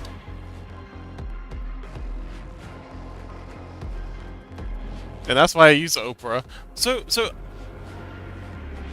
I prefer Brave. Brave is my browser of choice, but unfortunately Twitch does not. Twitch is very specific about what browser you use. Yes, Fox Raid. Oh yeah, we do have like Fox Raid. So collabing with anything that isn't Chrome is really difficult. It gets very upset. So for folks who don't have subs, don't have the extra emojis, this is what we kind of low-key decided on being the thing. But yes, so thank you so much everyone for coming along. I had a really fun night. I'm glad I'm finally on the mend, getting things figured out. We spent tonight was mostly just chatting, let's be real. We got a little bit, okay, we got barely anything done. But thank you for stream. See you. Thank you, Last Dude, and thank you everyone for coming along. Huge thanks to Rhubarb for the epic chat about AI. I love yapping about AI. It's one of my favorite things. And like speculative future stuff. So that was really fun. Thanks a lot, Rhubarb. And also thanks Austrian. Same again. And huge thank you to Electroshock for the raid. I really do appreciate Electroshock. They've been an awesome friend, and I hugely appreciate all the support they've given me through learning to stream and stuff. They've been a huge bolster. And why are we not raiding? /raid Starlo? My head's still not out. There we go. But yeah, so huge thank you to everyone for coming along. I had a really fun night. I hope you did too. Tomorrow is my 1 day off. So tomorrow, I'm not showing up. But on Thursday, so the day after tomorrow, is Scrungle Day. And we have so much scrungling to do. We've got 3 scrungles currently in the work. Chili Chomps is really cool little creature. We've got, who else are we currently working on? We're working on 3 right now. Who are the other 2 we're working on? Oh, Mizuki. We're working on Mizukis. And I forget who the other one was. But we also have MC 45 planned to do. And Austrian's really cool scrungle. So I'm going to have a big long rest tomorrow. And on Thursday, I'm thinking if I'm probably recovered, do like an extra long marathon stream and see how much scrungle we can get done in 1 day. But yeah, is Mizuki's going to have stink lines? I'm not going to say no. That would be hilarious, and in fact, now that you've mentioned it, I think they should. You know what, Rhubarb? Since you requested, Chrono Wolf says, "Oh, that's cute." Yes, thank you so much for everyone for coming along. I had a really fun night. I hope you did too. Also, if you're not following, do consider giving us a follow. I would love to see you again. But until next time, thank you so much for coming along. I really appreciate you, and I'll see you next time. Bye.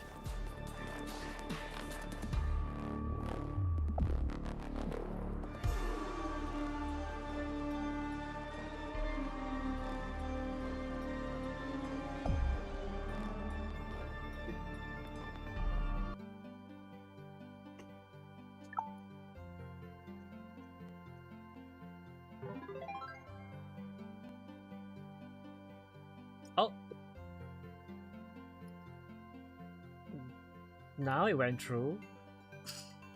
Hey, welcome in, Raiders. Welcome in, welcome in. Welcome in, Vox. How's it going? How's it going?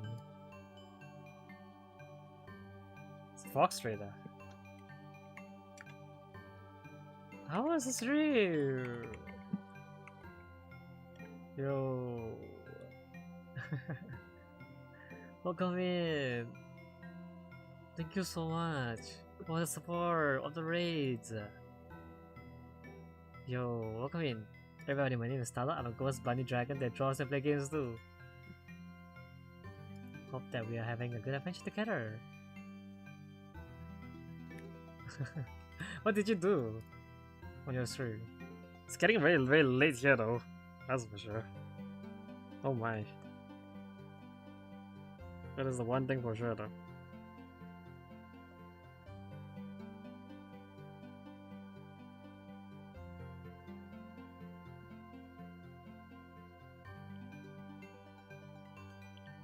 It was wonderful. Oh, what did you do?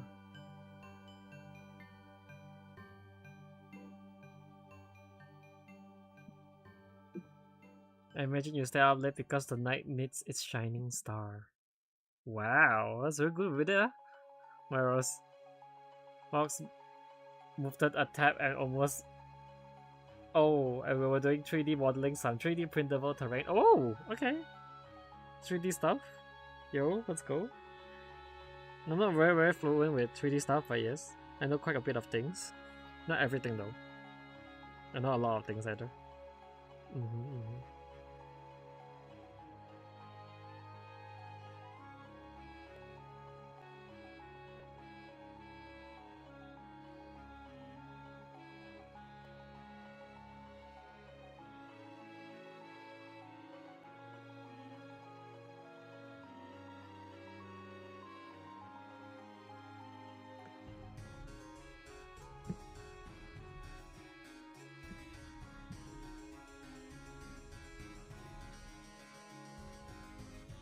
So what are you working on? I'm working on this art piece right here. It's supposed to look like, the rough idea is to make a heart shape. This is the rough idea how it looks like. Ta-da! So that's the outlook of it. But right now we are polishing it, so yeah. That's what we are doing right now.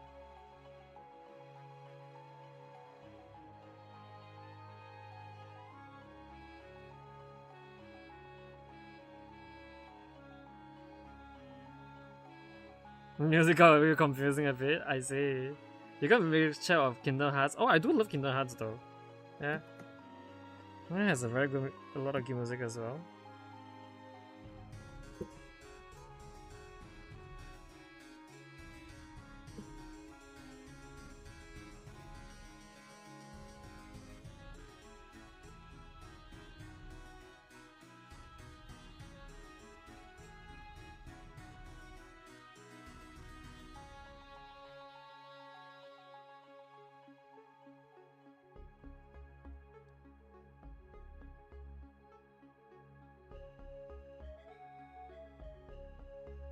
Turtle as I was download. Thank you, Turtle. Wow, thank you.